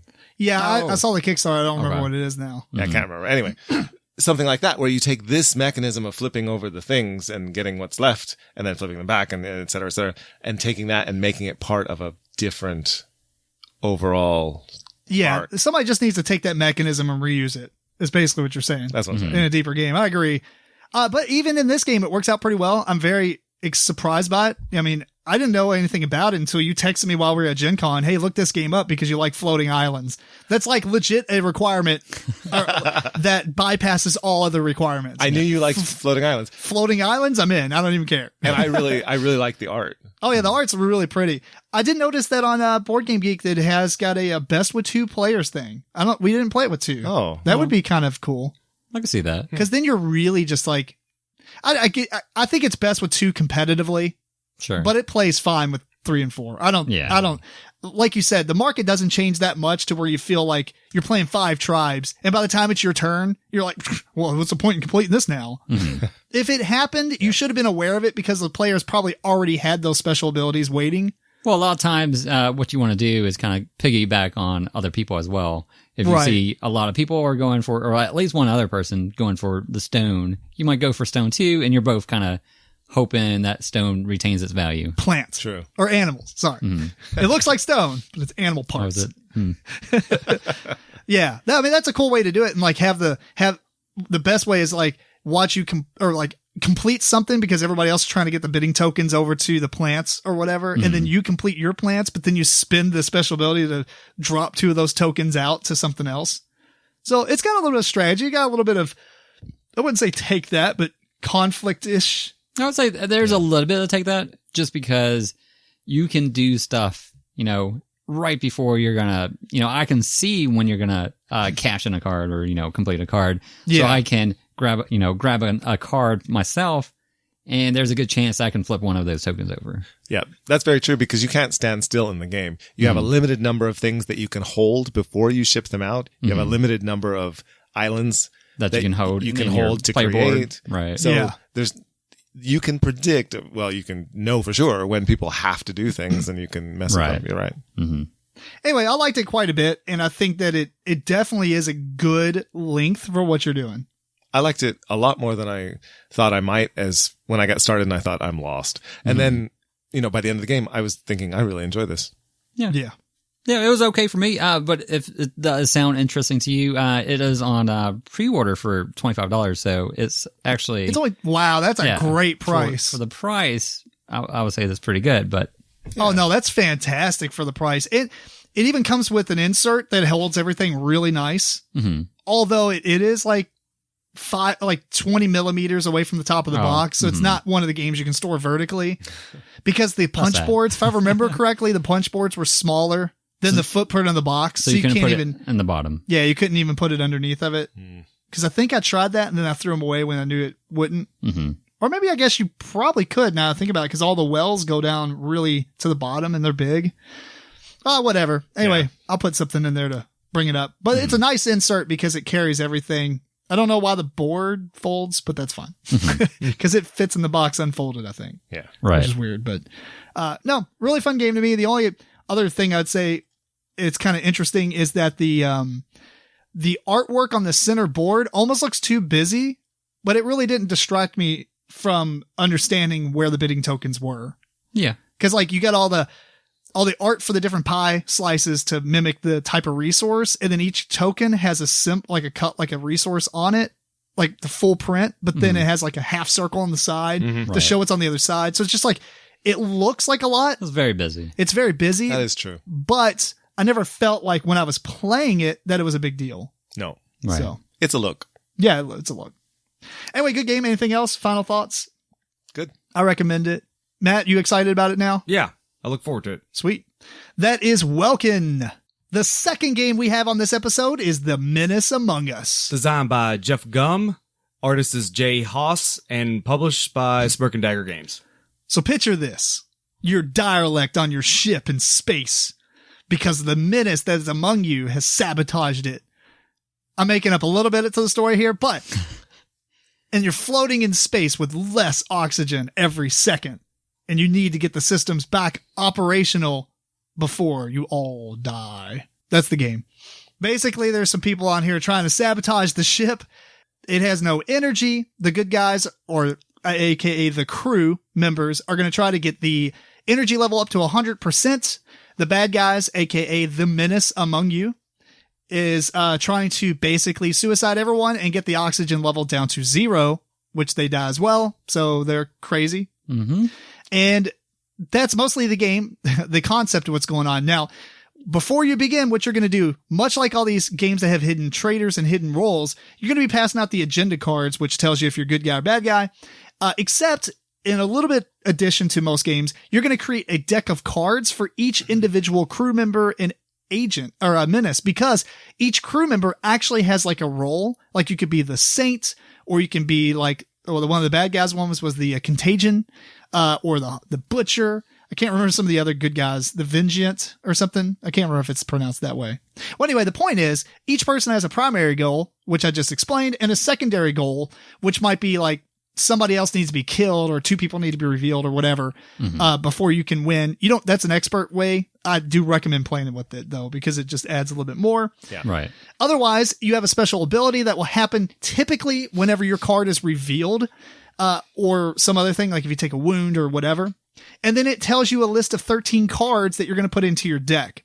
So you kind of, when you start the game, you have to build all these decks of cards, put them face down on the table and mix them up so that nobody knows which deck is which. Then you draft those, or not draft, but everybody just randomly grabs one. That's going to tell you if you're a good guy or bad guy. There is a neutral player if you're playing with uneven teams as well. But once you do that, you also get a character card. Everybody gets 3 of them to pick from. You choose one, everybody reveals. You go through and talk about your special abilities. These will have 2 printed special abilities. These are above deck actions. Sometimes they'll have requirements. Otherwise, you just kind of do what it says. And then it will also give you 7 cards that you'll add to your deck. So you're going to have a deck of 20 cards, 7 of them made up from your character and the other 13 made up from your role. But nobody knows what any of those cards are except for the ones on your character, those 7 cards. There are only like 4, 5, 6, 7, 8, 9, maybe 10 different types of cards or so, from remembering correctly. There's like good cards, there's neutral cards, and there's bad cards. And we'll get to those in a minute. But once you have your characters in your decks, you're ready to begin the game. One person's going to be the mission leader. This is basically the start player. That's going to pass each round. And each player is going to take 1 action. And that's all you're going to do for the round. And then we'll talk about that. But the actions that you can take, there's the above deck action, which is the 2 special abilities printed on your player board. There is the below deck action, below deck action, which you'll take one of the cards from your hand. You have 3 cards in your hand. You have a 4-card hand limit. You'll place one of those face down in front of you, and it sits there until the end of the round. So you can see who's contributing to the mission basically at the end of each round. The third type of action is just to draw a card. Now, after everybody's done an action, the mission leader will collect from face down cards from everybody else who contributed. They'll shuffle those up, and then they will flip out one at a time and resolve them. So you don't know who put those in, much like in games like Battlestar Galactica. There's a bunch of cards that was contributed to the middle, but you don't know who put what in. But you do know who contributed. If not enough players contribute, which is basically half or less than half the players, there's a deck of cards in the middle. This is like a robot, and it will contribute a card too. That's kind of a pre-generated deck at the beginning of the game. Flip them over one at a time. Typically, it's going to spend oxygen to restore the energy to the ship, or it might give you oxygen, or some of the bad cards might be to backstab the mission leader and they take a wound, or they might get a brawl card in which they have to inflict a wound upon another player. There's some panic cards. People do stuff, and there's cards that make everybody, I can't remember if panic makes you discard cards. I forgot what that one does now. It does, yes. Okay, yeah, that is what it is. All the players discard a card. Right. There's also the opposite, which is like a command card or something that lets everybody draw a card. So there's a lot of cool stuff that you're not allowed to ever say what card you contributed, but you're allowed to say what type of card, meaning I contributed one of the good cards, or I contributed one of the bad cards, or one of the neutral cards, because there's a couple of neutral cards that repair the ship, and there's a couple that actually do bad things. So you don't want to, if you say I'm given a neutral card, you can take it either way, but some of them are good. After that has been done, then you move on to the accusation phase, which is optional. There's a big giant cutout pistol that sits up on the stand, and anybody can grab that and say, there's going to be a vote this round. On the count of, you talk a little bit. On the count of 3, everybody, points their finger or keeps their fist closed. And then whatever the majority is, that's what happens. If the majority of the players vote nothing, they have their fist closed, nothing happens, you move on. If the majority of players point to one person, that person is exiled, not killed. That's you become killed if you take 2 wounds from those brawl and other cards or special abilities that people have. When you're exiled, you basically lose the ability to do your player card abilities, but you can still contribute cards to the game or draw cards. But there's a reason why you want to do that, because if you exile a good player or a bad player, you get oxygen, but you also lose oxygen if you exile a good player. So you got to make sure you're doing the right thing. If somebody ever dies, there's a penalty to killing a good player. There's no penalty killing a bad player. There's always a benefit because now they're dead, and then they can't do any actions. But even though the Menace players have been exiled or killed, the good guys don't immediately win. They still have to get the energy level of the ship above 75%, which is noted by I don't think there's 100 spaces, but ideally it's like 75%. There's a lot of hash, red hash. Yeah. And once you get past that, then you win as a group or whatever. So there's still things, that can really mess up, because you can, unless you're talking about it, and especially in case you can't talk about the cards, you might put a lot of cards in there that spend oxygen, but you don't have a lot of oxygen left. So, anyway, that's pretty much the game other than, talking about it. Matt, you saw this. You thought it looked awesome. Yes, it looks very interesting. I like the idea of contributing. Although I thought everybody would contribute. Every time. Yeah, every time. So I guess it kind of helps you deduce a little bit if not everyone is contributing. It'd be really hard if everybody contributed every time. Yeah, but it seems like a Battlestar Galactica and kind of similar to Dead of Winter. That's what I said. Yeah. But those games are very lengthy. I think this game seems like it's a little bit shorter than those games. We played it twice in one night. Yeah, so it's much shorter. It seems like it's a lot more streamlined version. Probably. I like the idea of the decks. Those seem pretty interesting. The pre-made decks and everything. Oh yeah. I wondered, can you kind of start figuring out if you played the game enough? Could you start figuring out who people are by what cards you start seeing? That was the only thing I kind of wondered about. You certainly can. Well, yeah, a lot of the bad guys are the menaces. Well, yes.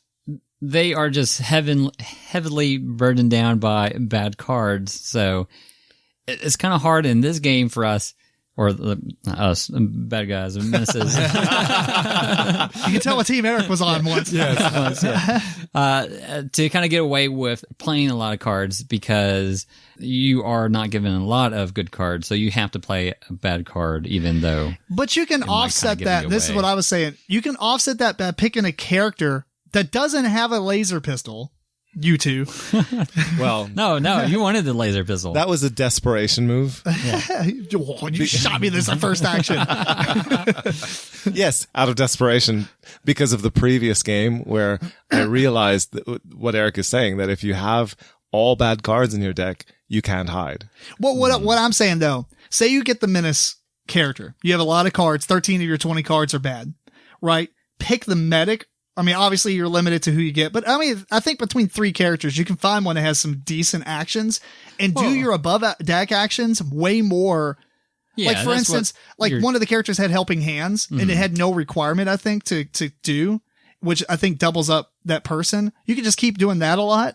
And then you're not contributing any cards. And then when you need to, you start contributing a card. Like if you're going last and like 4 people's already contributed, then put one in because it's less likely you'll be found out. Right. It'll be one of you 4. It kind of like is the same concept between the Resistance, where you have to know what mission you're going into and don't fail it like on a 2-player mission or a 3-player mission or whatever. Fail it on something that's a lot of people.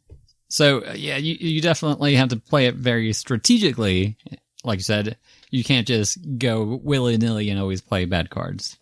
It's more strategic than the good players, which is kind of makes it harder on the bad players. I do think it probably is easier for the good guys. Right. I feel that it is in part because the good players don't necessarily have bad cards. They have a few, but usually you don't have to play them. You never have to really play them. You just draw more cards. You have a big I never played hand. a bad card. Right. Right. I didn't either as a good player. So it's really hard if you're a bad player to say, well, that wasn't me. Right. Well, I had to play a bad card this round. Yeah, that's not a thing. No, that's not a thing. Right. So you're never in a position as a good player to do a bad action. Usually, you can do stuff that's a little shady, and sometimes you might want to do so if you have one of your objectives is to do something a little more shady. I mean, I guess since you can't talk about what cards you play, saying that you played a neutral card is kind of shady in its own. Yes. So possibly there's that, but you're never going to play the bad cards. First off, I don't think any of the good characters have them. Right. And even if they did for some reason. Well, I think they might have something like well, you might get it from your character card, but. Like a backstab or those are neutral brawl cards. Those are neutral. Right. Those are, yes. Yeah, those are neutral. Cards. Because if you backstab a bad person, like Explosion. Right. Explosion's a bad card. Right. Yeah. If for some reason you had that as a good player, there's nothing that you need to play it for. Right. Yeah. So if you're a bad player and you're putting out a bad card because that's all you have in your hand, then you're going to be found out. It's going to happen. And that's why you start shooting people with the laser pistol.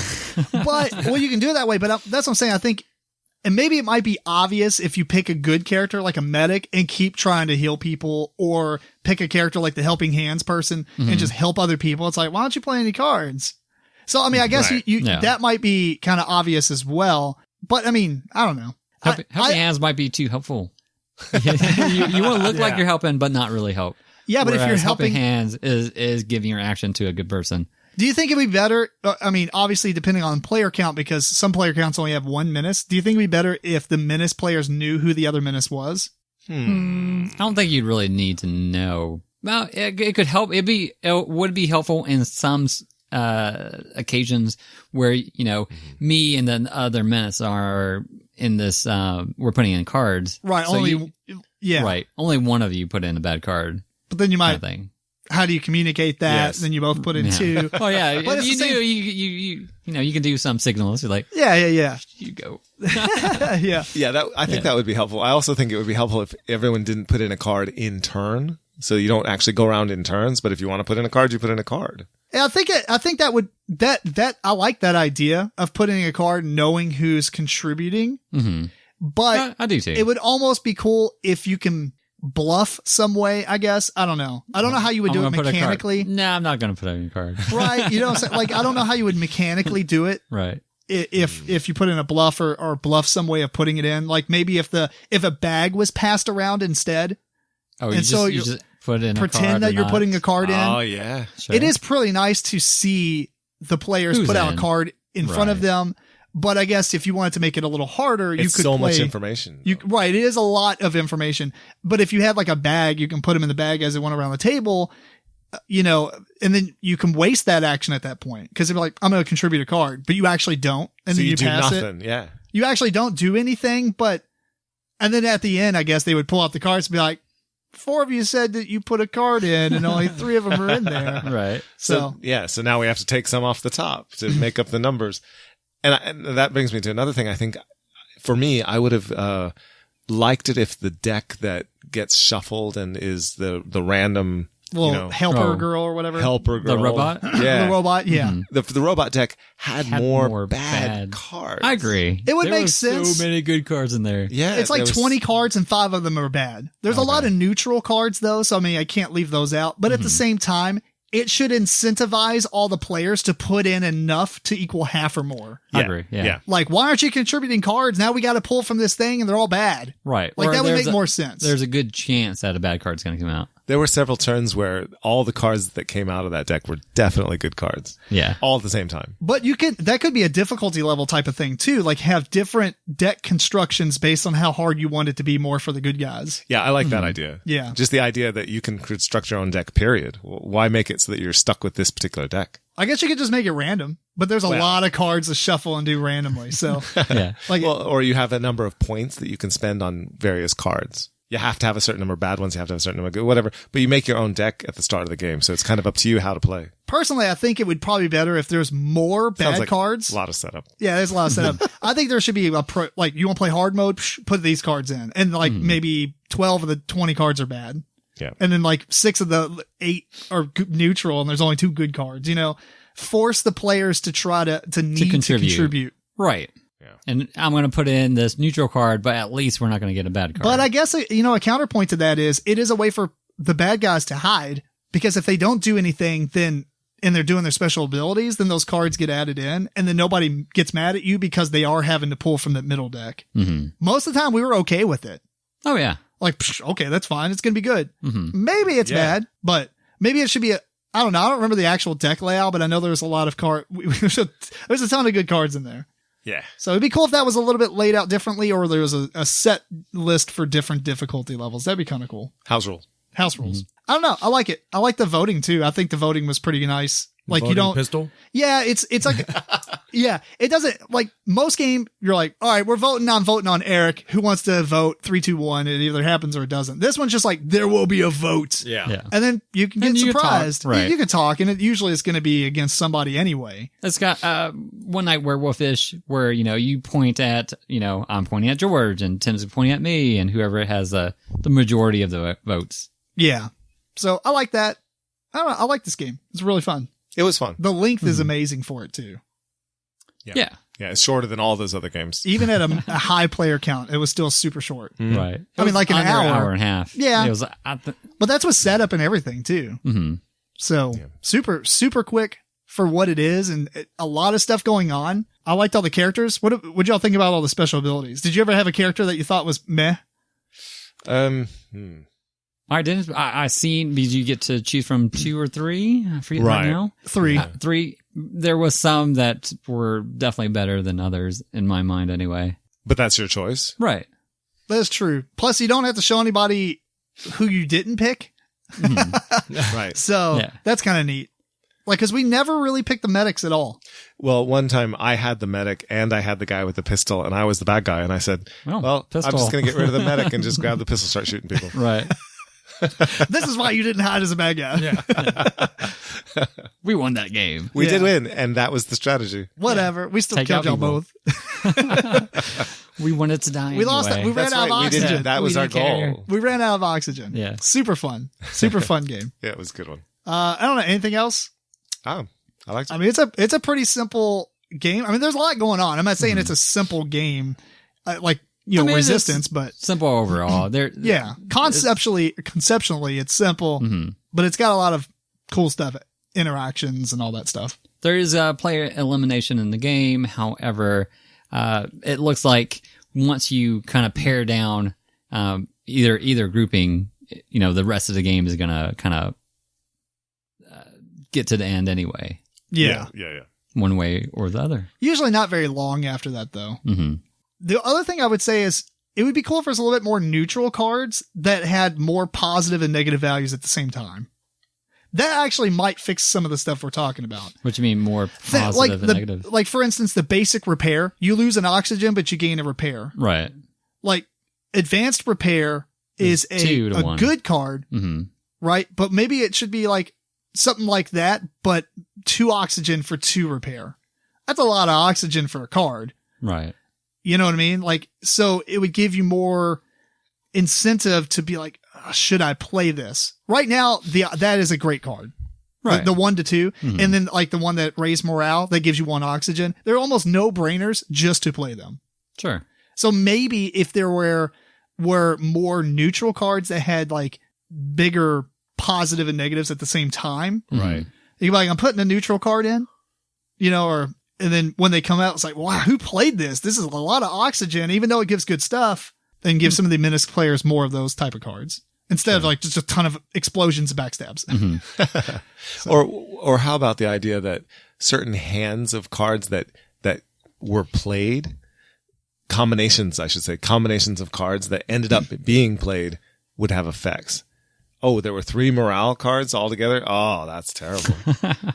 What do you mean? Well, like everyone puts their cards in, and then you shuffle them up, and then you reveal what people played. Oh, like a bust mechanism or something? There's a bust mechanism, or just something where if too many good cards are played, then something bad happens. Yeah, it's a reversal. Oh, there is something like that, because you can only go up so many. Oh, that's true. So many points or so many repairs, and you can only go up 5 in one turn. That's a lot. That's still a lot. I guess the idea behind that is everybody can burn a lot of their advanced repairs. Like in a 6-player game, if all 6 people put in those for some reason, that's a ton of oxygen. It ends up being 6 oxygen for only 5. So it's bad. Mm-hmm. I mean, the likelihood of that happening is low, but it still is you can't do a lot because I get, Yeah, but if you change that all around and said, well, too many of you were doing advanced repairs at the same time, so you actually caused an explosion. Well, actually, yeah, that could just be the thing. Like, if you put in more than 5 repairs, then you lose 2 or 3 oxygen. Right. So you really need to talk a lot more about what is being contributed.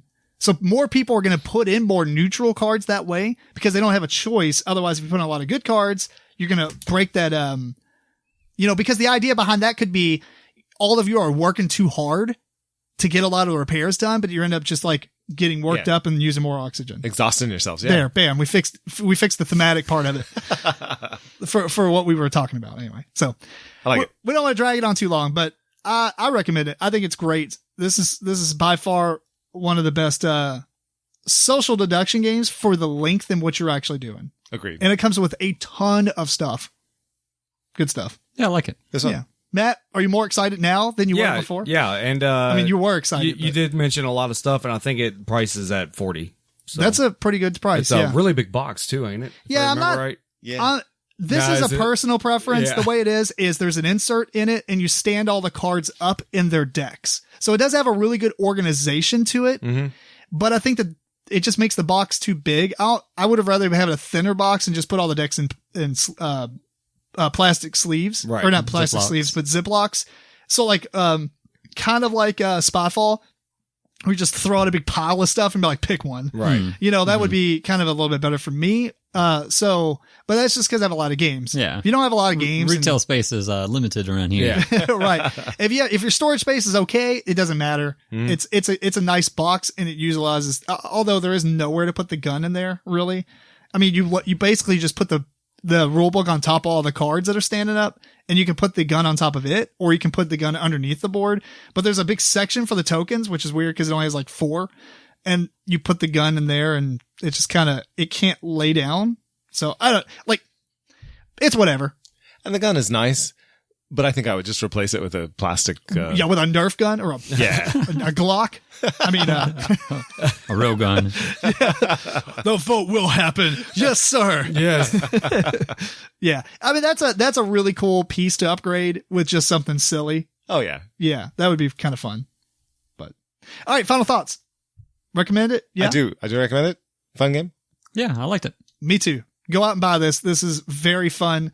And even though I'm saying at the end, we did receive this as a review copy from Smirk Dagger Games, but as always, it does not change what we're going to say. Really good game. That is the Menace Among Us. And the last game that we have here is Letter Jam. Designed by Ondra Scoopy, artist, about 4 or 5 people. I'm not going to butcher their name, and published by Czech Games. So Letter Jam is a cooperative game where basically you don't speak a whole lot and you're trying to get everybody at the table to be able to guess the word that they have. Now, from what George was saying, there's an app that's going to eventually come out to where each player can get a word assigned to them. But otherwise what you do is you take a bunch of cards that are all just letters. You give each player a big stack of those, and you got to design a word for the player to your right. You decide on the length of the word as a group. So maybe we want to play with 5 letters or 6 letters, but everyone's going to make the same length word for the player to the right. Well, you can do it that way, or you could have certain players have longer words because they think they're good at the game, and other players have shorter words. You could do that. Oh, that's fair. So That's anyway, pretty cool. but typically I guess you're going to do the same length for everyone. Right. And then, so you make a word, you take those cards out, you shuffle them and hand them to the person to your right. They're going to put them out, face it down in front of them. And the first letter, they're going to stand up in this standee, just like a Hanabi, facing away from you so that all the other players see what it is except for you. So everybody will have a letter face up in front of them that they can't see. And depending on the player count, you're going to have some dummy cards out off to the side that you can also use, which I think one for every person less than 6. Yes. There will always be 6 letters visible, 5 to you, and 6 around the table. And then one card that is like an asterisk, which you can substitute a letter for. Yes. Yep.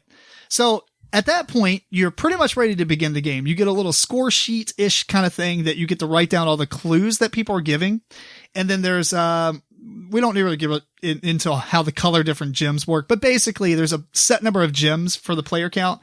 And that's how many clues you can give out. You can get some of those back by, people finishing their whole word. Is that right? I can't remember if the players did that or just the dummy players. No, it's the dummy players. If the dummy players were finished Taking out all their cards. When you use letters from them, those letters go away. And then if you run out of those decks, which are determined by the number of players, then you'll get an extra gem at the bottom of that deck. Yeah. Gotcha. So the way you give clues is this. As you're sitting there, you're trying to think of words that will encompass the other players in as many players as you can, obviously, to give them clues on what the word is or what their letter in front of them is. And so you might look around and say, I'm going to say the word. I'm not going to say a word, but you tell the group, I have a word that will be 5 characters long and it's going to use 2 players' cards, right? And 3 dummy players. Yeah, and 3 dummy players. But then George might be like, well, I have a one that is 6 letters long, and it'll encompass 3 players. So obviously he one-upped me, so that might be a better choice. And so we're like, okay, cool, do it. So he spins a gem, and then he has all these poker chips that are basically the numbers 1 through 10 or 1 through 9, or 1 through 8 if you bought the retail version. Correct. And you're going to place those out. You don't tell anybody what the word is, but you place them out according to the letters of the word. So if you think of the word boat, you would put the 1 chip in front of the B, the 2 chip in front of the O, the 3 chip in front of the A, and 4 chip in front of the T. Very good. I did this right. Bam! Yay, guys. Yay. But what's cool is, let's say, say we put the 1 in front of Eric. Right. So now he thinks, oh, man, I see that OAT. sucks. That could be goats or boat. Goats or boat. Yeah. Moats. Yeah. So there's like a couple of different options it could be. Whereas if you put it in front of mine and it's like the O, B blank AT, there's not a lot of options. Brat. Brats. I guess there could be brat. So yeah, maybe I would write down on your score sheet, you would write down the clue. Besides those. and then you can kind of decipher, or not decipher, but deduce what that letter might be. Right. And say you get it down to being like an R, in this case, an R and an O. You might want to move on anyway, because 2 letters isn't that bad, especially because it's a consonant and a vowel. So if it was 2 vowels, you might want to be like, meh, I might want to try to wait and get another clue. But when you're ready, you can move on. You can put that card in front of you face back down and then move on to your second letter, in which case it stands up. And you keep going and doing this until all the clues or tokens are spent. And then you have the end of the game, in which case you should know at least a clue about all your letters, but not necessarily the word because it's all scrambled. So then you have to descramble it into a word, and then everybody presents what they think that their word is, and it reveals their cards, and you either get it right or you get it wrong. However, as long as you made a word out of the cards that were valid, you still kind of win. Or not, I guess you don't No, really. you do win, yeah. Absolutely. As long really as no- you got the correct letters. It counts. Right. Yeah. Because there's the, you can't really guess from those letters. There might be 5 different words that you But can this game spell. isn't really a win-lose. It's like you get points to see how well you did. Yes. Right. So But it feels like a win if everyone gets their word. That's for it is. sure. You just won. It doesn't even matter at Yeah. that point. I guess that would be probably the maximum you can do is if you guess the actual word and all your letters were correct. Yes. Then, I mean, you would score the maximum amount of points. Or is there subtraction for the clue tokens or bonuses? I think there may be bonuses yet. Cool. Well, anyway, so if you, like, for instance, in my case, I spelled hearts, but then I flipped them over and I didn't have a E. So You thought you were spelling hearts. Right. I thought I was spelling hearts, but one time I got a clue and it was R blank CE. So I thought it could either be race or rice, but then I could spell hearts at the end, and so it just made sense that would be an A, but it wasn't, but that's fine. Mm-hmm. So Matt, did you check this one out? Yeah. What'd you think of it? It didn't really interest me. I'll be honest, it didn't interest me. And then we played it. And I was like, that was pretty cool. Yeah. From what I read, it seems like the what they're calling the big reveal at the end is a lot of fun, even if you don't care for the gameplay during it. It is a lot of fun because you're like, what? I didn't get the right letters. Yeah. What were you thinking? Yeah. I don't know. Maybe if I did play it, I might get a little enjoyment out of it. But just looking at it, it didn't really interest me a whole lot. So It's not a whole lot to look at. I would say it's not very. which I don't understand how there's 4 artists on this game, but that's fine. It's not very thematic. Where's the but you're art not from? going to That's what, like box cover. Well, when you put out the chips, there are these chips, like you say, number 1 through 8, and each of those is a poker chip, like a clay poker chip with art on it. That okay, maybe that's it. looks like different pieces of fruit. I do like the poker chips. They could have put, just cardboard chips or something, but I do like that they went ahead and did poker chips and put them in there. The theme isn't really strong with this. I mean, No, the theme's not there. You don't play it for the theme. Yeah, no, right. You're definitely playing it for the cooperativeness of guessing. Right. yes. Cooperative word game, which, for me, like Matt, going into it, I'm like, word games aren't really my thing. They're not really my strength, I guess. But as a cooperative nature in this game, it was okay. I'm decent, but I don't want to play a competitive word game, usually. Yeah. But in this context, it was fun. I did enjoy myself. We did have a good time. It was late when we played it, but it was still really fun. I think one thing is, even though you don't really take turns giving clues and one person can literally suck up most of the clues. I mean, they can't do that because they need clues as well. Yeah, absolutely. Right. But say you're playing like five or 6 people, one person might not go a whole lot or may not go at all. No, Yeah. everyone has to go. do 2 Oh yeah, times. that's right. Yeah. Everybody does have to go twice. You're right. Depending on the player count. Player count. Right. So you at least have to do, but I mean, you can go far less than any other player. Right. That's a true. minimum number of times, just because that lets us unlock these additional clues that we can get to. Yes. What I was going to say is it still didn't feel like that's a bad thing No, you don't need to go. So because you're still doing a lot in your head right. as Oh, you're, yeah. outside of giving clues, which I thought was really cool because Right. you can't get this alpha gamer like, oh, I'm going to give all these clues and say Eric and Actually, George. it is helpful to have someone that's really good at making up some words. It is going to help your team Well, out. really, you need 2 Right. people. As long as you have 2 people who are really good at giving all the clues, the rest of the people only have to meet the requirement. Right. This is true. It's a really interesting balance because if you have somebody who's good at making up words, on the one hand, that's good if they make up a word that uses a lot of letters over and over and makes it really clear what the word is. Like, if it's satirists or something like that. Don't use satirist. A balloon or something. I don't know. Right? Don't use satirist. But if it's somebody who's really good at making up words and they make up a word that they think is clever, but to everyone else, they're like, what the heck? Yeah, what is satirist? What is that word? It's like the word is Niger or something. And it's like, wait, what? And nobody else knows that word. How that doesn't help anybody. Right. So it's a balance between being too clever and being clever enough. Exactly. I think the most clever clues is it utilizes all the other players and then it always uses one player twice. Like a repeat letter. Mm-hmm. Yeah. I think those are awesome because if I give you a repeat letter, it's almost no question. I agree. Almost, Most of the yeah. Almost. What? It's surprising how often things could get I misconstrued. put down meme, Matt. I put down meme. Yeah, Okay. And I give, it was like M-E-M-E, right? And it was only George. So George sees M blank, M blank. Mama. Yes, it could have been Mama or Meme.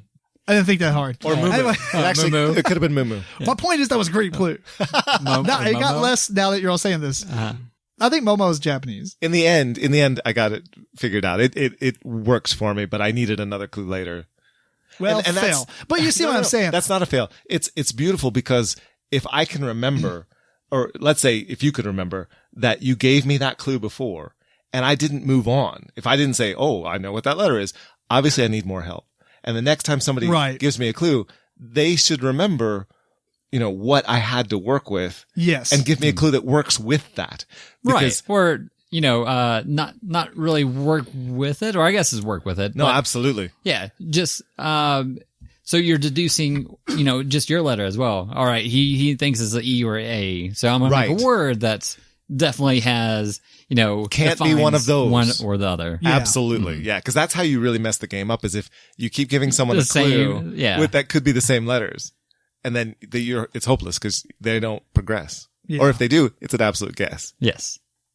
which is just, it's so clever. Yeah. No, I think it's a cool game. It probably is a little long, I think, but it's still good.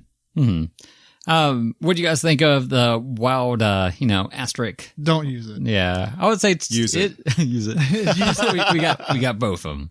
I think it is dangerous. Yeah, It depends on what letter you're using. Absolutely. If the word, if like you're using a word and you replace a letter that obviously has no other substitute, then yeah, that's fine. There, I will say that there is letters that aren't in the cards. Right. I forgot the letters, but there Like might letters be W or like P, Q. J or something. Yeah. letters that won't come up often enough to be useful. Like the 10-point Scrabble letters. Which actually, I think that works out. They did a well. great job with that because that way you're not getting stuck. With a Right. Q. Yeah. Yeah. So you can use that asterisk when you want to use those letters. Which you shouldn't. if you could get away with it. But sometimes you can't. You should. Yeah. Totally. All right. Well, anyway, final thoughts on this one. My new favorite word game, I think it's surpassed cooperative paperback for me. Oh, wow. You like it better than Spell Smashers? Yeah, I do. I do like it better than Smell Smash. I like that game. Yeah, I do Yeah. too. I I like this game a lot, though. I like so. the length of this one. I like how I'm having to think and sort of plan the whole time, and it's deductive, and at the end that great reveal, like you said, Matt. Yeah. It's just it's a joy. Yeah. This one's pretty good. I'll probably pick this one up, play Yeah. with a family and stuff. Right. So even if you like word games a little bit mediocre, pick it up, give it a try. Cool. Matt, you excited?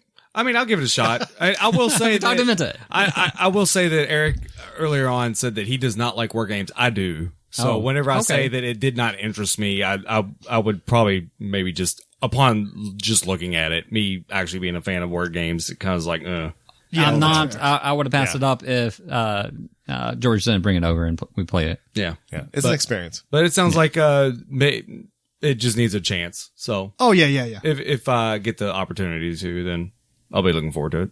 Cool. Well, that is Letter Jam. So there's a bunch of hubbub. Was it hubbub? Hubbub. Discussion on forums and different podcasts about the market saturation of board games. And is there a bubble, and is the bubble going to burst? Maybe in a quick sentence, what do you think? Let's go around the table. We'll start with Eric. Is it going to burst? Just initial thoughts on response. Initial thoughts. What I think is, yeah, maybe in a sense, there might be publishers producing less games, or maybe some of the smaller publishers, can't make it because I guess I was looking for yes or no. No, they don't sell, X amount of games per game. So I kind of see that maybe coming down the line. What do you think, Matt? We'll see how this Terra 4 goes. The what? Terra 4. Terra 4. It's a joke. Never mind. Bad one. I'm not in the know. No. Trump, China. Never mind. Don't worry about it. Tariff war. Tariff war. Oh, Yes. I thought it was a one-word thing. I thought you said Terra 4. No, I'm Terra like, 4. is this like a- Sorry. Is this like a Stranger Things joke? I don't know. No. I think it will. You think it'll burst? All right, George. We'll discuss all this, but just the quick thought. Oh, we just want a yes or no. I get No. Like just like one sentence. Yes Because of and this. no. Yes and no, because for me personally, it has burst, and I'm cutting way back. Gen Con just finished, and I got 5 games.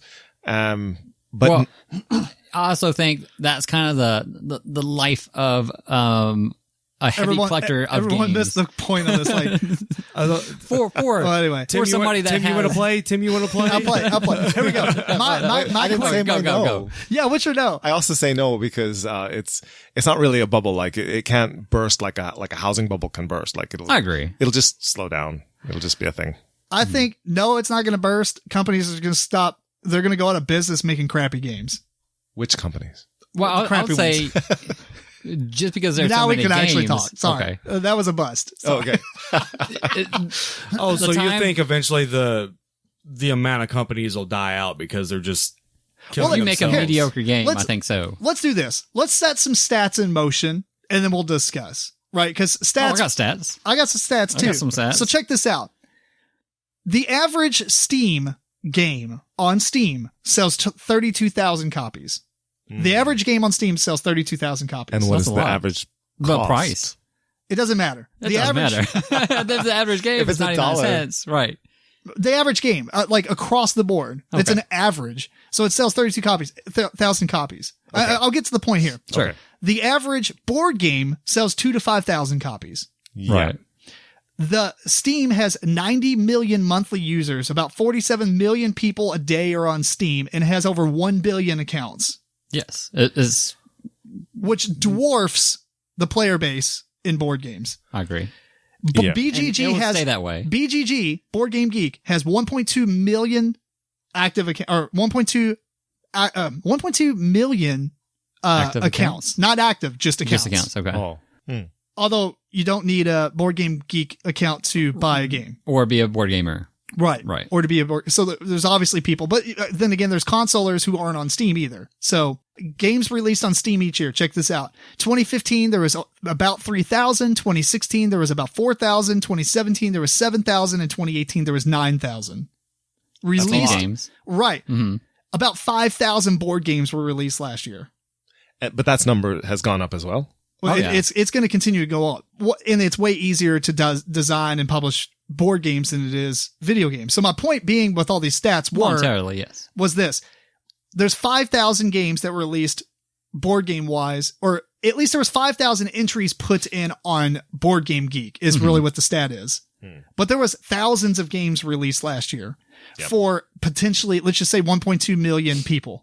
Whereas there was 9,000 games for 1 billion accounts. You know what I'm saying? Like the ratios, there's far less video games being released per capita of players than there are board games per capita. Does that Okay. make sense? I will say this also. Like you say, there's 5,000 board games that got released last year. Well, I only heard about, I don't know, 50 of them or 100 of them or whatever. But you didn't hear about all 9,000 of the video games Yes, either. right. That's all on you. Well, that's- no, it's not on me. No one's gonna be like, okay, I know all 5,000 games that came out last year. No, but you've heard of way more than 100. Oh, yeah, I probably did more than 100, but I'm just saying, it might be a couple hundred. There's I'll never see or hear about the vast majority of those 5,000 games that came out this year.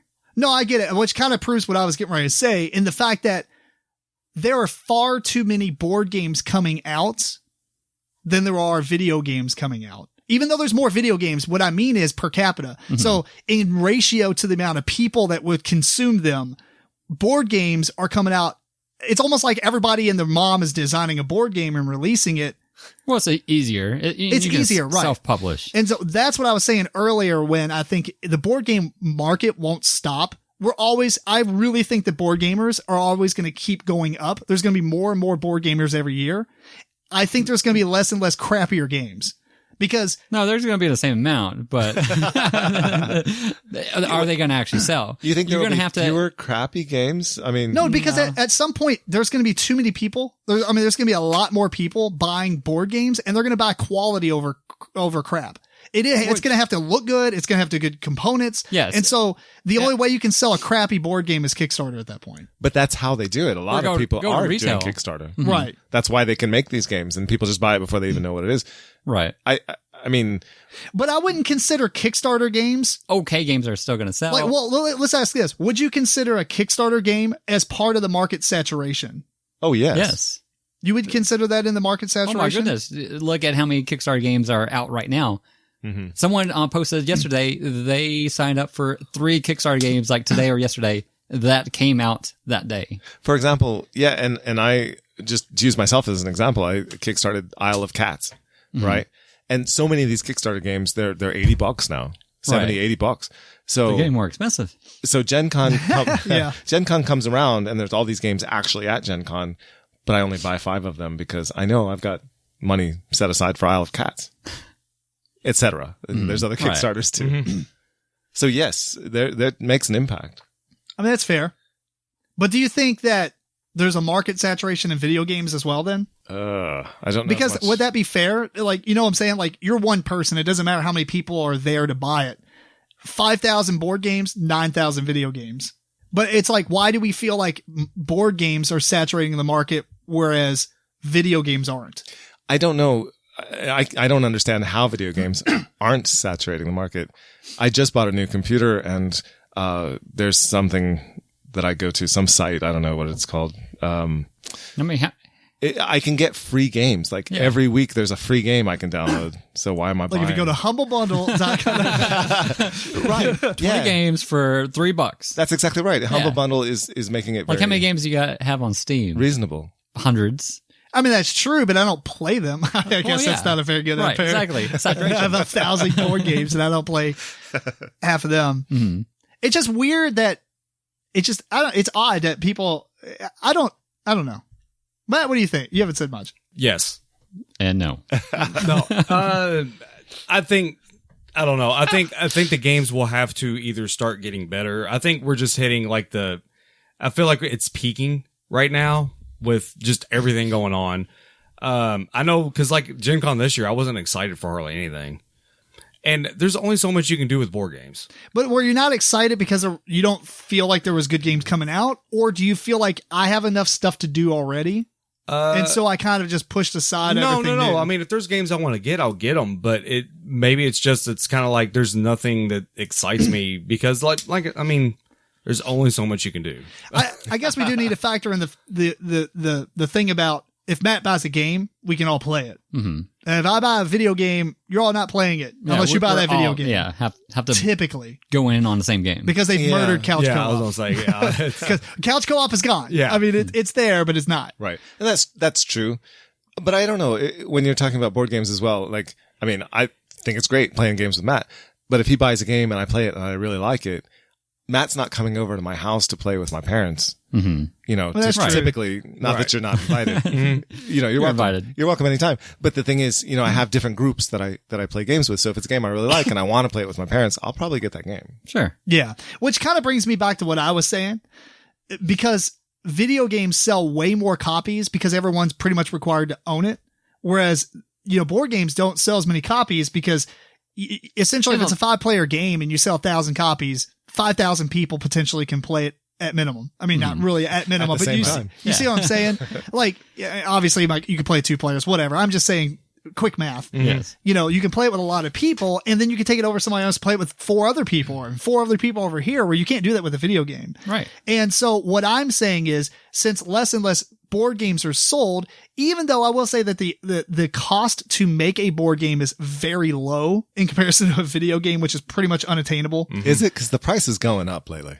I mean, you could publish a board game and sell it and only need $3,000 to $10,000, depending on what kind of components you need. You could publish a card game that has a couple decks of cards for like $8 a copy and sell it for $20, $25. So, I mean, it's not unattainable to the average person. Okay. What I'm saying, but like, you're not going to go out and make a video game. Right. You're not going to make Halo 6. Because you need the budget, you need the team, you need the experience, you need all that. You need the time. Whereas I could think of The Mind, make it in like 3 seconds, publish it, bam, I make a lot of money. But like, that was not a Spiel jar. spill jar. Oh, guys, but my point is, I'm not making fun of The Mind. I'm just saying that conceptually, it didn't take a lot of time to make. It just took the good idea. Oh, this would be a cool idea. 100 cards, bam. That's all you need. You know what I mean? Or whatever the other game is that won the spiel that you made fun of because you could just make the components yourself. Didn't win. Oh, Medium. I mean, it might be up there next year. Who knows? It's very hot right now. The other game is Just One, by the way. Just One, yeah. So like, you don't even really need the game. So the idea is, the thing is with board games, you just need an idea and a small amount of cash in comparison to, doing public, like, and making any product. Right. Right. Mm-hmm. Okay. And you're out there, bam. Right. Now, are those facts causing enough stress on the market itself? Is it causing Asmodee to care? Is Asmodee, going to fold? No, but what I'm saying is, when I was saying that the market won't crash, just certain companies will. Right. Board gaming is going to keep rising. I don't see a bubble bursting at all. I just see crappy companies making games that are going away because they're not making money doing it. The only thing that keeps a lot of them going on is that a lot of people at these board game companies, that's not their main job. They don't care if they make money from it. They're doing it for a passion. So they make their money by their day job, and then they publish games as their side job. Okay. And so they don't care if this stuff works out. But they care, but I'm saying, like, if they made a lot more money, great. And they would like to do it as a full-time job, but the ones who don't care will stop doing it and those companies will go away.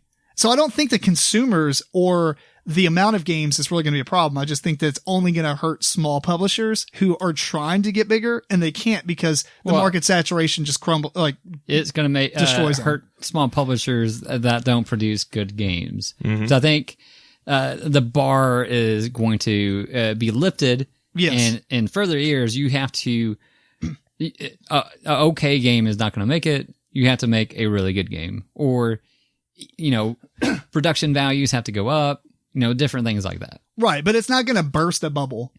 Right. Like, it's not like at some point, which is what no one's going to buy any game. Which I guess this isn't really a conversation about bursting a bubble. It's more of about market saturation. Is there too many games? Maybe we should be more on topic. But as far as a bubble, I don't see a bubble. I just see a bubble. Publishers who aren't making money stop making games. Mm-hmm. Okay. I see that. And that might be the bubble that maybe it can be referenced. The number of games will eventually go down. Yeah. We can't sustain 5,000 new games every year. Right. So let's turn the conversation back around to market saturation.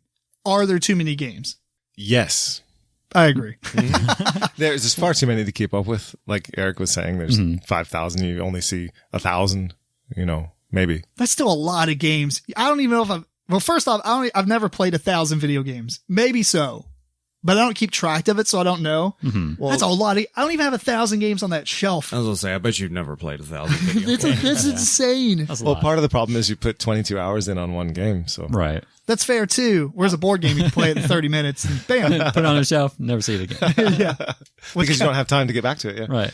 Right, because there's, 5,000 games each year that you got to get to, right? Mm-hmm. And board games, I was going to say they hold their value longer than video games. In a short period of time, you feel like a video game, this is old tech. Yeah. Oh yeah. I think most board games will hold their value more than video games. I actually see some video games opposite on a lot of games. I get some games so cheap now. Aftermarket. Oh, I didn't mean monetary value. I meant like value play to value. you. Oh yeah, Yeah. okay, yeah. So yeah, you can. What? I don't know about that. I guess the difference will be this though. there's a lot of Nintendo games that I am very nostalgic of, but I'm probably not going to go back and play them. Whereas, because I'm like, it was a good game. Like, for instance, Parasite Eve. I'm just throwing one out there. Really good game. Fantastic. It's a PlayStation 1 game. I don't really feel like playing a lot of PlayStation 1 games because the graphics were in the age of crap. Yeah, they were good 20 years ago. They were good 20 years ago, whereas Nintendo But they're not games... going to be good to today's standards. Right, but I could go back and play a Nintendo game just fine. Pixelated graphics, I feel like because they're still in trend today, there's a lot of pixelated games on purpose because they like that nostalgia. It's okay, but a PlayStation 1 game is almost too bad of graphics. Like, it was good at a time, but it's not good now. It's not a stylized art form. It's just a very poorly, ran game at that point. And then if you look at a board game and you say, well, if I go back and I play Can't Stop, are you going to be bored to tears? No, it's awesome. No, right. And that was like, there's some games made in the 70s. It's probably the most obnoxiously big game for what it is, where it could literally fit in the palm of your hand and be the same game. That's true. It's like, I wanted to make a wooden stop sign about 8 inches and then have pegs. Right, you could do it, yeah. And then it would fit in a small box instead of this box that's like 200 feet long. You can make it roll and right, make it even smaller than that. Oh, money.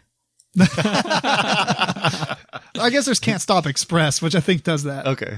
But you could pick any old board game and say, does it still hold its interest for you, or does it feel dated? I guess that would depend on the game. Right. Yeah, no, I get it. Because, you can play Catan, even though there's a lot of games now and people think Catan is kind of just gateway-ish, man, it's off to the side. I'll play it again. There's not a lot of games that do what Catan does.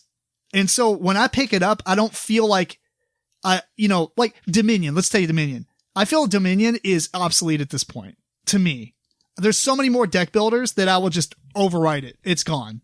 If I play it again, cool. I'm not going to try to play it again. If there's people who have never played deck builders and they come over to my house, don't play board games, I might bust it out in that specific scenario.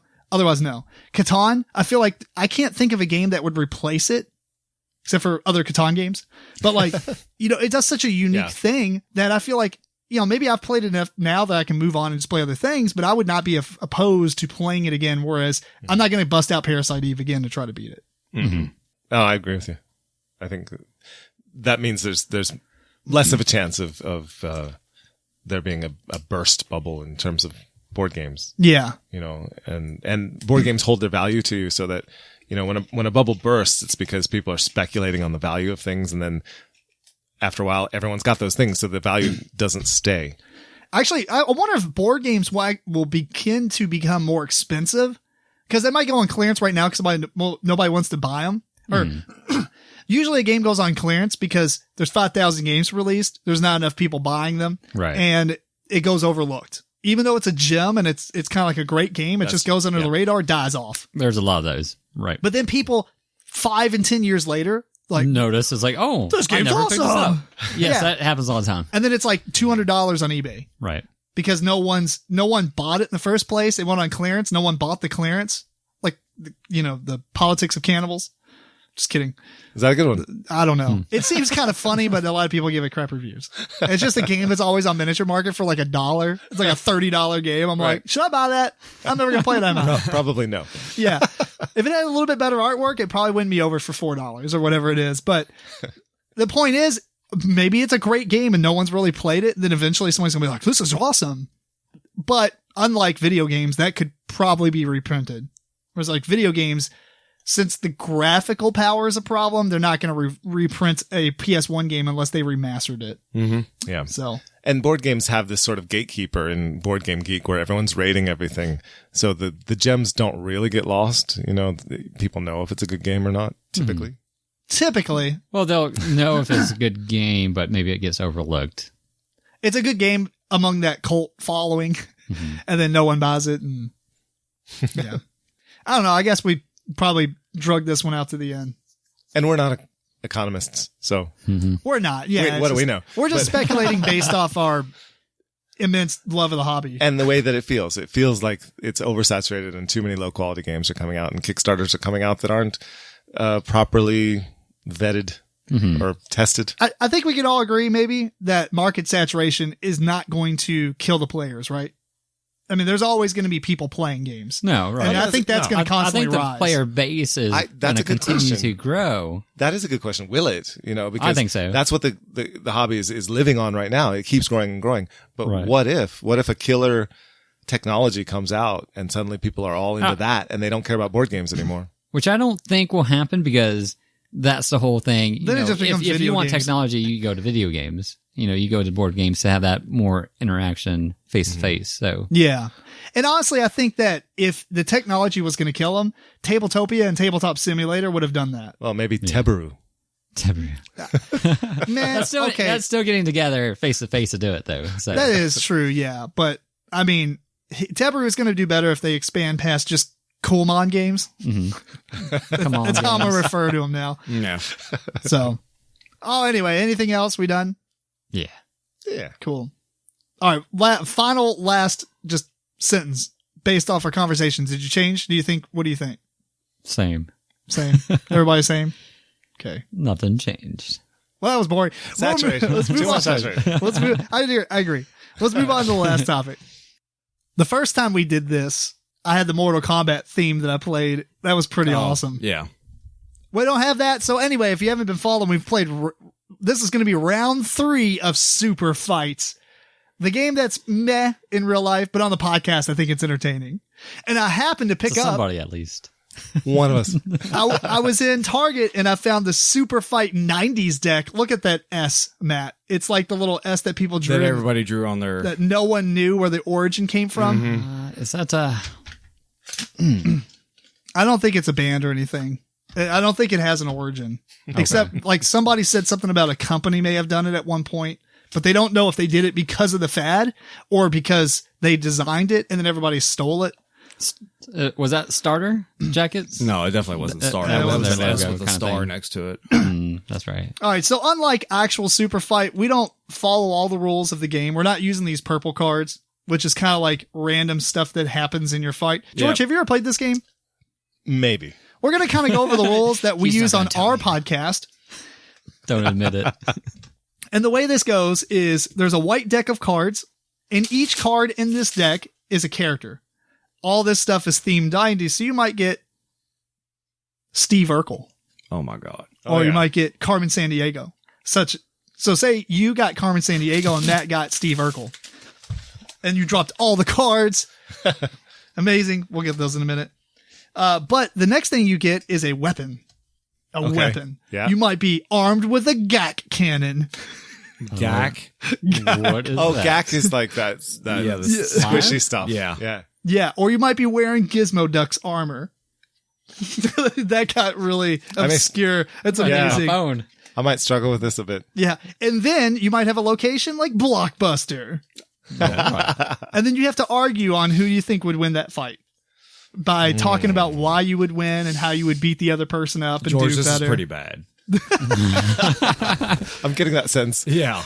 It is so entertaining. It's amazing. Matt's going to love this. I think they just enjoy me struggling to say anything. Well, then you and I are a good match. So it's going to be interesting because last time we only had 3 people, so we only had 1 judge. Now we can do ties. I don't think we're really doing it to keep points. Okay. But so here's what we're going to do. We're not going to start with me so that I can pick up all these cards that I dropped. But we're going to start with Eric versus Matt. Because Matt loves this game so much. This is amazing. You know what we need to do What?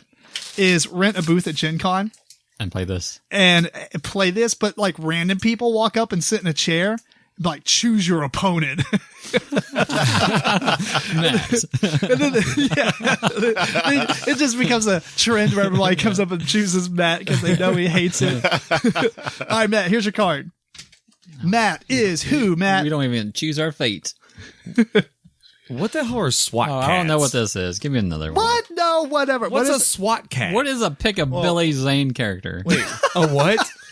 Pick a Billy Zane character? Okay. A Billy Zane. I can. Billy Zane? I can. Switch cards. Give me cards. Oh, here Do we you go. know what a SWAT cat is? All right, No, well, we I got a don't whole know deck here. We got a whole Let's deck go here. to the next Billy one. Zane. I would have picked him from Demon Knight That was or your- Titanic. He's that the was- bad guy from Titanic. That was your free burn.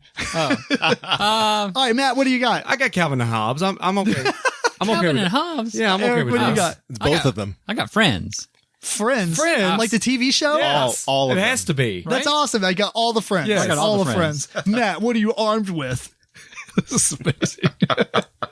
What? Armed? How can I be armed? Has a giant football shaped head. Hey, Arnold. mean? Like, hey, Arnold. Hey, Arnold. Yeah. Hey, Arnold. Well, you got to use that to your ability. Here you go. Matt, Eric, what do you got?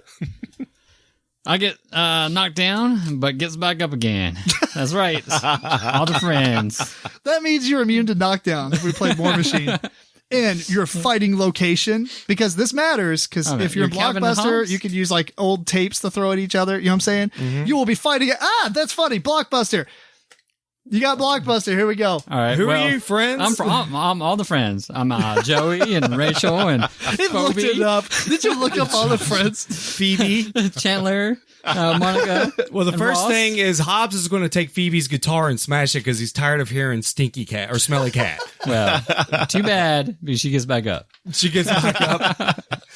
Can't knock any of them down. There's six of us. Then I'm going to take Rachel back into the little curtained area where she can get her porn fixation going on. You've watched more Don't Friends mess with than me with friends. I will tear you up. So she's out of the fight. She's just busy. Yeah. I got 5 more. Out more. So, Joey and this other guy, Chandler. Yeah, Joey, I'll just throw a sandwich somewhere and he'll run over there and eat it. He's taken care of. He's going to pull the cat by his tail. It's a tiger. You And can't pull a tiger by his tail. Then say, "How you doing?" That's right. Here, I'll play your guy for you. Ross, He's a doctor, right? who? He just plays a doctor. You only know that because of Wikipedia. Joey. Yeah, you know Yeah, that. Joey. I got that. He played on a soap opera. Yes, he was a doctor. Well, I can't. he's going to pretend to help you out, but he can't because he doesn't really know anything. That's true. That's very that's true. in your favor. Yeah. I guess That's all you got? that's all you got. That's all you got. I'm going to go in Blockbuster and get all my DVDs. And there's a lot of episodes. And I'm going to crush you. Yeah, there's about 10 seasons. It's like my worth. wallet. You're I'm right. just going to crush it with my wallet. That's right. Oh, he pulled the money card. The wallet. My 6 wallets. All right, are we ready to vote? I guess. All right, George, we're gonna 1, 2, 3, and either throw down a 1 or a 2. Wait, 1 who's- being Matt, 2 being Eric. Oh, okay. Ready? 1, 2, 3, vote.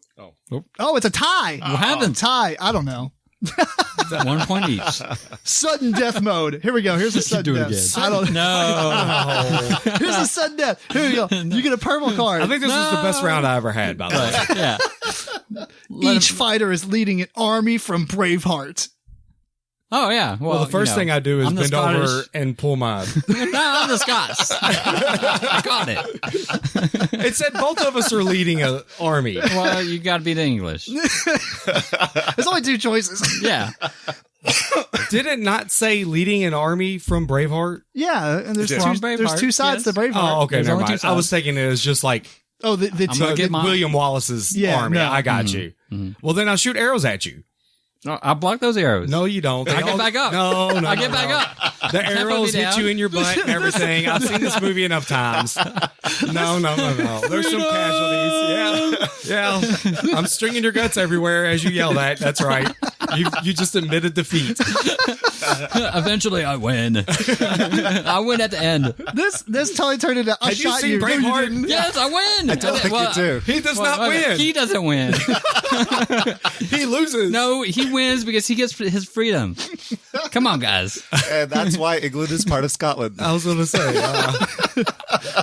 This is like the I shoot you. No, you don't. I shot you. No, you don't. I'll put on my armor.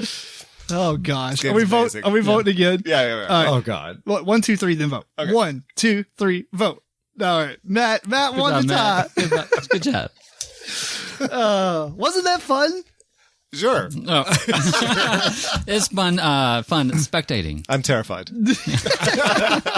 All right, maybe Matt, you want to? You're the winner. You want to challenge somebody? Yeah, I'm feeling good now. All right, I like this game. he's gonna challenge George. No, I don't know. I still think this Who you game's- got? Street Sharks. Oh, my God. Street Sharks. A cartoon. God, it was so awful. What You is got it? Duke Nukem. You got Duke Nukem? Duke Nukem? You won. It's like insta my win. Come on, man. You're here to... I don't know anything about it. Oh, you're all out of bubble This gum. could take a while. This could take a while. You could have ripped off his head and crapped down his throat. Insta win. I don't do No, pop that's fair. references he's, very well. He's back in the deck. Yeah. See. The Rugrats. We'll keep going here. Rugrats. Oh, the Rugrats. You can put your diaper on them. Okay. All right. I know who this is anyway. All right. He's got the Animaniacs. Animaniacs. Oh, yeah. Okay. Let's see what you're I just armed watched with, that. Matt. Armed with a neon gel milky pen gun. All right. You do this. What do you got? Neon gel milky pen gun. I don't even George- think we didn't even use our weapons in the last one. No, or did we? I just got back up. I didn't have That's to worry. right. All right. George is armed. I'm armed with a GAC cannon. You got the got cannon. It's a cannon. So that's first off. What? Basically, just it shoots slime. Yeah, as a cannon. What was that, Nickelodeon or something? I got a. I can't remember. I think it's Nickelodeon toys, but it's not actually. Hmm. You are fighting at a Backstreet Boys concert. There you go. Round 2, begin. Yeah, if I knew anything about any of these things. Okay, so Yeah. I'm all these cartoon characters. Like I'll I'm a bite whole you. mob of them, and I run at you and I'll just- bite you. What are you again? A street shark. Oh, yeah. I'm that. I'll bite you. What are you going to do? What are you going to do? He said, I'm that. I just gack you. I gack you in the I shark bite the mouth. gag. It's toxic. I bite it. And Well, technically, I don't think GAC was toxic. Oh, yeah. oh yeah, you want to eat some gack? I mean, well, let's I think see. you could. Was GAC toxic? Let's Google it. No. You gave that to your kids. They ate Everybody it. had GAC. Oh, it's Your dog moderately ate it? toxic in quantities. You don't feel good Wait. now. It's moderately toxic in quantities of more than 1 gram per 1,000 grams of body weight. I fire it at you out of a cannon, and it weighs, whatever the inside of a cannon weighs. So yeah, I'd say that's been I enough. make you watch the Backstreet Boys. All right, you can win. George likes to spectate this one. Actually, you know what? If we were playing normal Superfight, because it's like a lot of current stuff, this is very specific time frame, so I understand. Which we were alive during this period. If you find an 80s version of this, Yeah. I 80s. would. I think they only make the 90s one. I would do That's where they fell. just as poorly at the 80s version. Oh, I would actually enjoy the 80s one a lot. But All right, fine. Since Matt, Matt and Tim. I checked out in the 90s. Matt is he's just a won. champion. yeah. I checked out in the 90s, really, but that's fine. all right, Matt, who you got? The Tick. I didn't watch The Tick. Oh. Now you know how I feel. I got Mermaid Man and Barnacle Boy. Oh my God, really? Oh, I that's actually SpongeBob. don't. From SpongeBob. I didn't watch. That was like the SpongeBob. superheroes Trade. they liked. Trade. Trade. Did you watch The Tick? No. No. Here, well, I know who the Tick is though. Yeah. I mean, Pinky in the Brain. So basically, I got the anime. yeah. Yeah. Kind of, yeah. But all right, here we go. I'll do that. I'll do Pinky in the Brain. And we've got armed with. You can't touch this. Fighter cannot be touched. Who? That's so dumb. It's a He song. can't be touched at all. Yeah. Oh yeah. This ain't really gonna help me, but it's funny. I'm armed with a metal pog slammer because their parents must be rich or something. That's how it was, man. If you had metal pog slammers, you were rich. Yeah. Yeah, your mom just bought I all that guess. for you. You bought all that stuff so you can never play the game, is what it really was. We're going to fight at the inside of a Where's Waldo book. You can't touch me, but you can't find me. Yeah.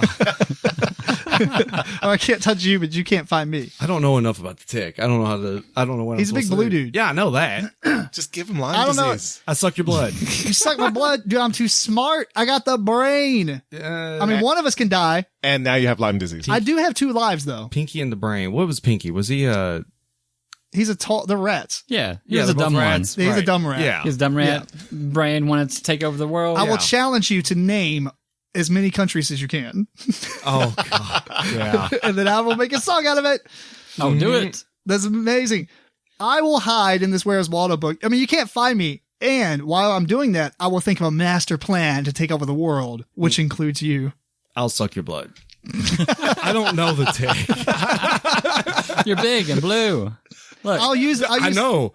I'll use That's- Pinky. that's all I got. I'll send Pinky out as a distraction. And while you're trying to find him suck your blood, I think I'm voiced by the person that's plays Putty and he's got like a really distinct voice. Well, there was a live action. There's a live action, but there's version. also a Cartoon. I'm pretty sure I'm right though. It looks like The voice. 95% on Rotten Tomatoes.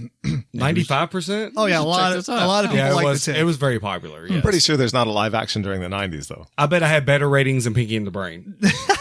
Well, Oh. yeah, I had more seasons. More seasons. I had more episodes. Cult following is all it takes. More episodes. You had to have a Netflix special. I think, right? I'm pretty sure. I'm not sure. Maybe it wasn't a special. I'm too smart for you. I don't need to touch you, I suck your blood. everyone. I don't know what to say about this. Did the tick actually suck I am big and muscular, I think. Yeah, That's about all I check got. Yeah. Yeah, that was a live action You one. should have a lot of arms. All right, that one's kind of a bust. Y'all vote. Oh. Ready? Who's what? Oh, yeah. Lesser of two evils. He's one and he's two? What the heck? Let's just do me, and then I'll challenge Eric. There you go. Do it. Whatever. Oh, Just, it's a tie. You got no, You got to go to a that was special. not a tie. You got to go to a special location. I'll entertain this. Oh my god. The fight is directed by David Lynch. I suck your blood. All right. All right, Eric, here. Let's do. How much time? Who you got? I don't know. Temple guards from Legend of the Hidden Temple. Oh, the temple guards. Oh no. From Indiana Next. Jones? No, from the Nickelodeon show that. Where they do the game show. Yeah, where they try to, you had to like usually look for the flags and stuff. Yeah. There was like dudes in masks. Oh my that would come God, out are you and stop serious? Odd Job from GoldenEye 64. Oh. Did you not play Goldeneye? Oh, yeah. Maybe I don't remember it. Are you looking it up in the app? No. Is this Mulder and Scully from X-Files. Oh, it's been so long. Okay, this deck sucks. The truth is out there. Mr. Fenny? George. Mr. Finney? Who's Mr. Fenny? Mr. Feeney Feeney. from Boy Meets Oh World. my God. All right. Oh, I used to The love principal All right, Matt. Okay. and the teacher and stuff. We're gonna have You another remember one. his name? We're gonna have now we're gonna fight again because apparently we're the 90s people. Oh my god. And Eric and I are not. You lose. Why? Who you got? Polly Pocket. Polly Pockets. I got Kevin. I got girls. Kevin McAllister. Let's do this. If y'all not familiar, he's the kid from Home Alone. Yes. Oh, Kevin McAllister? yes. Yeah. Well, I'm going to fight fire with fire and just throw myself on the floor. And when you Who- walk who'd you on say me- you were again? Polly Pocket. Polly Pocket. And when you walk on me, you get hurt. I think Polly Pockets were kind of squishy. I thought they were like Mighty Maxes. I thought they were like hard plastic. There's your weapon, Polly and Pocket. they would come in like little houses and stuff. They did. What you got? Oh, you're just saying you thought they were squishy? Right. I mean, you might be right. Armed with a super soaker full of surge. These are just cool to read, not actually use. I'm wearing armor. Surge. I'm wearing armor made of Justin Timberlake's ramen hair. Old school NSYNC. Yep. The super curly hair. Yeah. That's pretty thick. Polly Pocket isn't getting through that. No. Where are we fighting? Your mom's basement. Is that what it is? Your mom's basement. Whose mom? Yeah.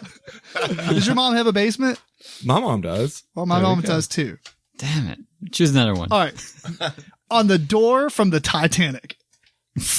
It wasn't a door. What was it? It was That's right. it was something else. It's technically something else, but everybody No, there was a door. There was more than one. There was room for more than one person on that door. Are you talking about the thing they were floating on? Yeah. Yeah, at the very end. Yeah. Wasn't a door? I don't think technically it was. Let's Google It's this. not worth arguing over, but because it's actually a It's actually, apparently, was Rose actually laying on the door in the Titanic? An investigation. it was We're gonna seen in crack the this right background now. of the dining hall. This is from dailyedge.ie. I don't even know what country that is, but It was like part of a wall or something. it's perhaps the most analyzed and debated scene. I never knew this. Yeah. In movie history, could Rose and Jack both have survived Like on the Myth- raft? door. Right. Mythbusters did this. It says, watching it, you might be tempted to think that Jack could have clambered up on the wood and saved himself in the icy Atlantic, and there have been countless practical examinations to whether they both could have fit, but through the decades of this debate, the piece of wood that they're lying on is simply and unequivocally referred to as the door, or a door. So it's a door. Well, Is it? No, but they're here's the saying thing. that's what they're referring But to. here's the thing, people. It's it not a door. wasn't a door. Bam! Blah. Let's examine the evidence. This is like a ton of pictures. You'll see a picture. It's like part of the wall in the dining room. Oh, yeah. The first thing he's noticed when Rose climbs up on it, it's a huge chunk of wood attached to the bottom that no door in the history of doors has ever had. Which can be seen in even greater detail when Drac tries to climb up and capsizes it. It's intrinsically designed wood, so you can see why people assume it's a door, but no. That's wrong. It actually has 3 no's, but it's amazing. Jack is clinging on to the bit with a huge additional chunk of wood. On the top, there's another blah, blah, blah, blah, blah. Not a door. Not a door. Bam. James Cameron appeared on Discovery's Mythbusters back in 2013 to discuss the age-old question of whether both Jack and Rose could have survived. Crucially, throughout the show, it was only referred to as debris. Yeah. I think they actually proved that it couldn't have worked. Even further. Looking at the actual script itself, the panel was only ever written as wooden debris. Interesting. Not a door. What kills me is how she's just laying there on her back, just completely like just laying there, and See ya, Jack. like there's no waves. You know, they're in the middle of the Atlantic. It's fine. Yeah. She's not gonna fall off. It's not gonna. There was nothing. Just Apparently, there's an dead calm. actual artifact from the Titanic that resembles the exact same thing that they were on. It's a famous Titanic artifact. It might have just been the inspiration for Rose's raft in the movie. So, yeah. Anyway. So there you go. Dropping movie knowledge on y'all.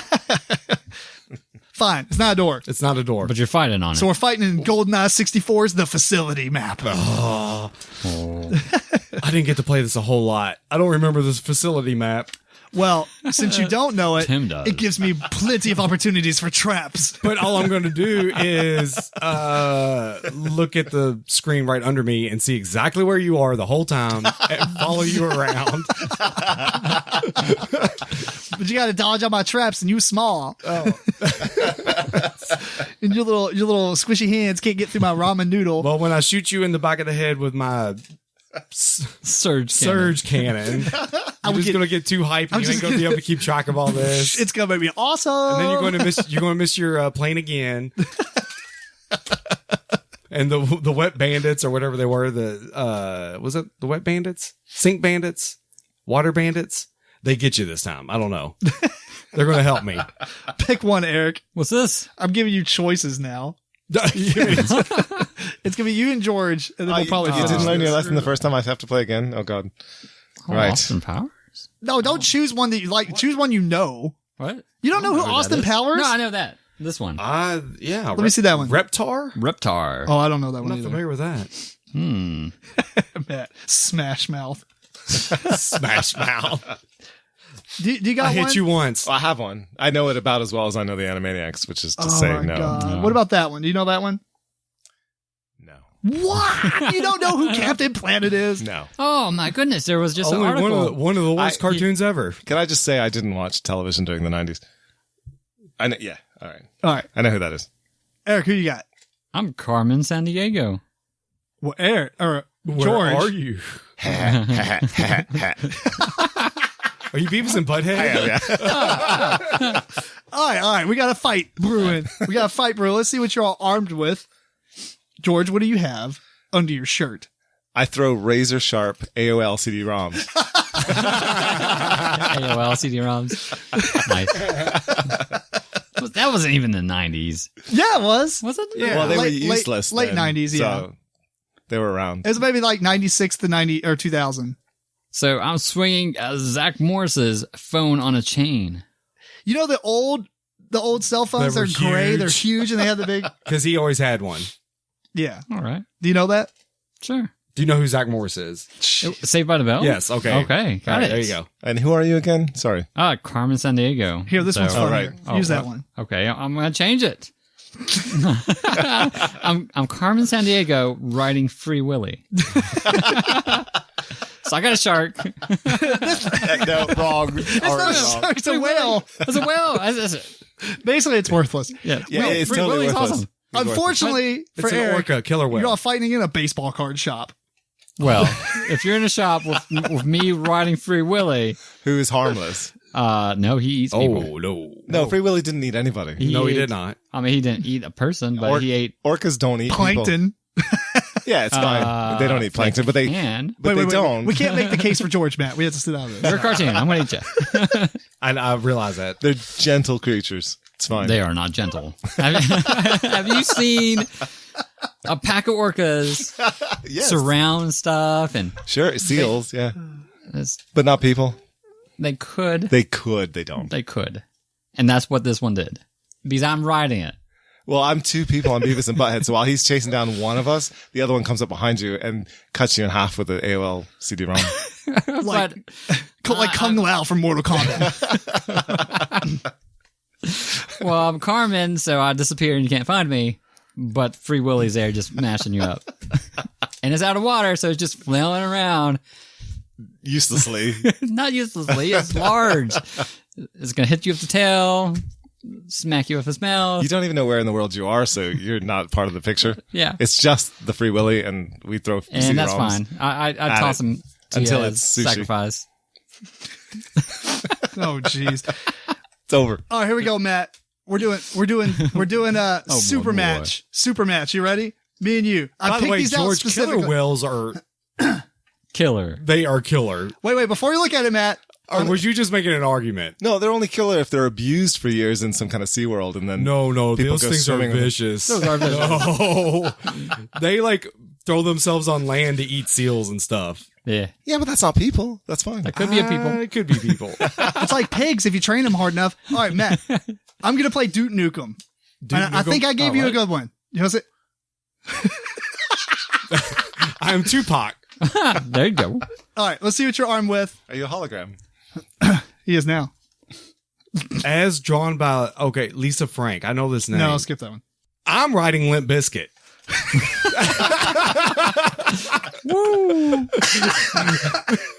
That's so stupid. All right, How do you write a band? You can do it. You're Tupac. All of us, you would know. Because the chocolate starfish. All right, so I'm Duke Nukem. Sorry. That's how, That was our album. that's how you ride them. This got PG real fast. PG. It got PG. I'm Duke Nukem armed with a guillotine, armed with guillotine slap bracelets. Oh, no. Those are pretty vicious. Especially when the fabric wears off the side. That's when they're guillotined. Yeah, that's when they hurt. Yeah. West side. Look, I'm going to rip off your head and crap down your throat. I ain't mad at you. This is just a bunch of quotes. Dear mama. If I laugh too hard, I can't think of the other stuff he says. Thug life. He's gonna say song names. Well, that's his tattoo on his stomach. California Dreamin'. California. I would say I have guns, but Yeah. I'm willing to bet that both sides do. Well, I mean, I do have my dudes Dre and Snoop with me. Oh, you got a posse. I got a posse. Of course, I got a posse. No, I have a spaceship. Well, I mean, I've got some weird dude in a band. I'm gonna take my cigar right on the eyes. Can't see anything. Oh, my eyes? Yeah. I ain't mad at you. Jeez. I know one song by him. It's the only song by I can think of. All right. Well, I guess this He's got it on repeat. Yeah. We'll just read some of the other ones just to see how entertaining this will be if everybody knows it. Smash Mouth. I It's mean, banned. like I said, I gave Yeah. my. It's some band. I said they hit you once. Wayne Campbell. No. Nope. Wayne Campbell, like an old RB, or well, he was a young kid when he did it. Freakazoid. No, I'm thinking of Tevin Campbell. Wayne Campbell. I don't know who that is. Is Freakazoid a song? Freakazoid? It's a cartoon, I think. It is a cartoon. That's him. He looks like a freak. Oh, wow. Yeah. Is he green? He's No. red. Definitely red. Let me see him. Blue. I thought he had a red suit on. I didn't know Red that. suit. Yeah. I didn't know that was his Is name. that green? Oh, it could be green. It's kind of bluish. Cher Horowitz. Was that Cher? Is that Cher? No. Okay. Cher is Wait, just wait. Cher. Before you go on, how many cards do you have there in your hand? Oh. Oh, I'll just About. burn through them. No, I know. I don't know, like Who dat? 25. Okay. Oh, is that Mean Girls or something? So you have 20 cards. Oh, You guys should do a Oh, pool. Clueless. I guess is that the girl from Clueless? It is. Okay. Oh, like take a vote on who's going to Like know the most? do a pool on who knows. Like how many do you think I'm gonna know? I'm going with like 2. Oh, well, let's count them. Oh, here we go. This is the new game. We're not even playing Superfight anymore. 1, 2, 3, 4, 5, 6, 7, 8, 9, 10, 11, 12, 13, 14, 15, 16, 17, 18, 19, 20. I'm only counting, so it's not as boring for the people on the podcast. 21, 22, 23, 24, See how 25, fun 26, this is? 29. 29. I'm gonna say I know like 4 of these max. Oh, we're betting. You can't go over. Oh, like Price is Right. Price is Right. All right. So he's betting 4. Eric, do I have a 5? Do I have a Is it 6? 29? Oh, are we betting? Yeah. Oh, Let's see who wins. 5. What are we betting on? How many if he knows? George knows it. I'm Oh, not just gonna know George? these. Just George. Only George. Just I'm George. definitely the worst Well, at I this. don't want to go over 4 then. No, I'm gonna say. I can't look at him. I'm gonna say. There's almost 30. Yeah. Yeah, there are 29 of them. Oh, he would at least know 8. I thought 8 too. Yeah. You guys bidding way over. Yeah. We're giving y'all credit here. Yeah. I mean, you know stuff. You gotta know at least that much. I'll say 7. All right. So I'll say 6. game in the system. We should have wrote it all down in secret. I'll go 1. I'll go 1. One. Yeah, if it goes Price over is 6. Right, He yeah. lost it. All right. Cher Horowitz. No. Tyler Durden. Yes. Yeah, that's right. Who's a Tyler Durden? What? Fight For Club. Fight Club. Oh. The Brave Little Toaster. No. You don't know that Oh, cartoon? jeez. Oh No. man, it was like scary. Sabrina, the Teenage Witch. Is that like the one that wiggles her nose? Melissa Joan Hart. No, that's Bewitched. Oh, that's like the Bewitched. 60s. That's- yeah. Captain Planet. No. You're- No. Billy Madison's Invisible Penguin. No. You never seen What? Billy Madison? Billy Madison. Here we go. don't remember the Is that the Invisible one Penguin. where he punches Adam Sandler. Yes. the Price is Right guy in the face? Yes. Well, But you different gotta- movie. But you need to know this Invisible Penguin I don't. specifically. All right. What about the Fresh Prince of Bel Air? Yes. Thank you. Bam. Bam. You lost Eric. He's at what, 2? right. Where are you at, 2? Waldo. What? Like Where's Waldo? Yeah. Yes. Yeah. Y2K Doomsday Prepper. I know what a Y2K Doomsday is. Yes. Yeah. The So yeah. Yeah. Animorph. No. I don't know that one. Aha. The Animorphs? Animorphs? Anyway, it's a cartoon. The Coven from the Craft movie. No. Daria from the movie, or the cartoon Daria. Like Beavis and Butthead. Beavis the and girl Butthead, Daria. No. All right. Sanderson Sisters. No. I don't blame you. Save. Do you know Oh, that it one? says pick a. I believe that is what's the witch movie with Sarah Jessica Parker? Hocus Pocus. Yeah, Hocus Pocus. I think that's them. Oh. Pick a save. All right. So Saved by the Bell. Pick a character. It says pick a character. Any Can you character. name one character from Saved by the Bell?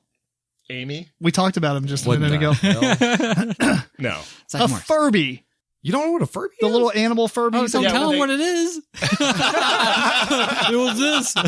Oh, okay, I remember that. They're like Hey, he's not gonna lie. I mean, if we say, this, no, this, Right. no, no. What? I mean, he might not Can you remember recollect him it right now. with knowing the name? That's they're, recollecting. are they the things that turn into gremlins? No. All right, Okay, no. skip. Jordan Catalano, No.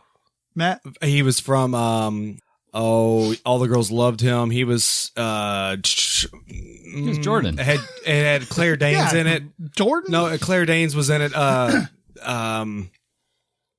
hate. Oh, it was on MTV. He was like the hot guy played by Jared Leto. Pick it. My So-Called Life. Space Jam, Yeah, that's Michael Jordan. There you go. but it specifically says pick a team from Space Jam. Oh, I don't even know that. Michael Jordan's But team. it says it on the card, so I think Space Jam would work. I mean, So it he says knew what Toon Space Jam Squad or was. Monster. Yeah, we'll Yeah. just say yes. Ren and Stimpy. Yes. Yes. Yeah. All right. A guest from Jerry Springer. A guest from Jerry Springer. You don't have to know the actual guest. But Guar. it Yeah, just- what? Yeah, they Guar were. was on there. Oh, Really? he loved them. But do you know Jerry Springer? Jerry Springer was the mayor of Cincinnati. Yes. Oh, I did not know that. Yes. Wait a minute. That's very interesting. That is true. Is that true? Yes. This is, we learned He, something. I believe, didn't he have to resign because he was writing checks or something? I think. I Is that didn't correct? pay attention to I that think part. he had to resign. I think he was Oh. doing some shady stuff. Tia and Tamara. No. Matt. The Matt's like the best person. Who's that, Matt? They were twins. What was the name of that show? I don't remember. I know what you're You know talking about. what It's a Nickelodeon show. Yes, I believe so. Yes. The cartoon Gargoyles. They're gargoyles, was but I mean, called you would know it. Yeah, It's very It specific. has nothing to do with Batman, does it? Darkwing Duck. Yes. Darkwing Duck? Wow. What was Darkwing Yeah. Duck? He was a duck that was a superhero. Yeah. Pretty much, yeah. Like, it was an DuckTales? offshoot of DuckTales. Yeah. Howard the Duck. No, not Howard him. the Duck. Rita Repulsa. No. Rita Repulsa was from Power Rangers. Oh yeah, the main character. yeah, like the main bad girl. Okay. Do you know who she is? Like, she has the black hair, and she's like, "Bah!" Yeah. I mean, I kind of do, but I never watched Power Rangers. So Okay. The Microsoft paperclip from Office. Yes. Pick a Spice Girls. The Spice Girls. That's kind of gimme, wasn't it? Spice Girls. You should know one of them. Posh. There you go. There you go. David Steve Beckham. Urkel. Exactly. Steve Steve Urkel. Urkel. Yeah, I know who that is. Yeah, he's like a nerd. No, nerds. The Rugrats. You didn't know them earlier. Ooh. Then you probably don't know Cat Dog, Oh, wow. Cat Dog. or probably won't know Quillman. Is everything the Rugrats? Well, no, but it's all Nickelodeon shows. And I just figured yeah. all those are a bust. No, I never watched Nickelodeon ever. Oh, You missed out. Quillman. Do you remember who Quillman I don't is? remember Quill, I don't man. remember Quill, man. Doug, when he changes into the character. Are you saying quail like the bird? Oh, Doug? Yes. Oh, okay. Yes. When he puts the underwear on yes. his head. Mm-hmm. Yeah. quail like a bird. It's the show is called Doug. The main character's name is Doug. He has this like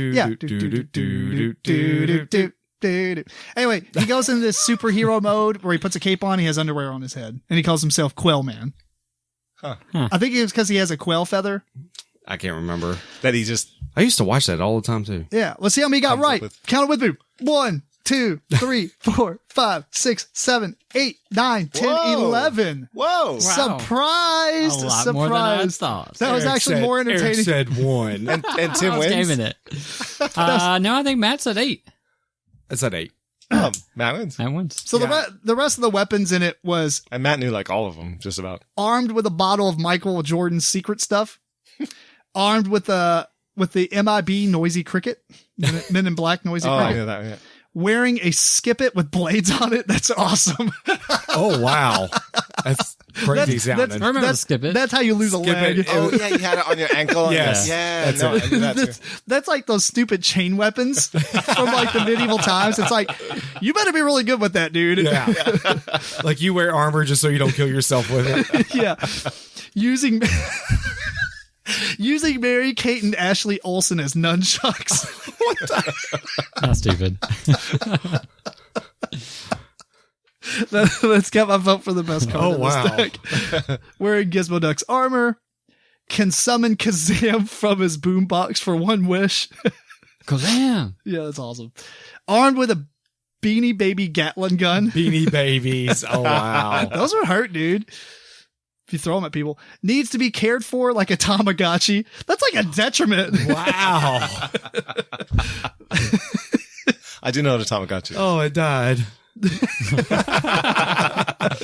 Well, I gotta feed it. I lost it. It was under the couch for a day. He's dead. Has inexplicably mesmerizing nipples on their costume. What?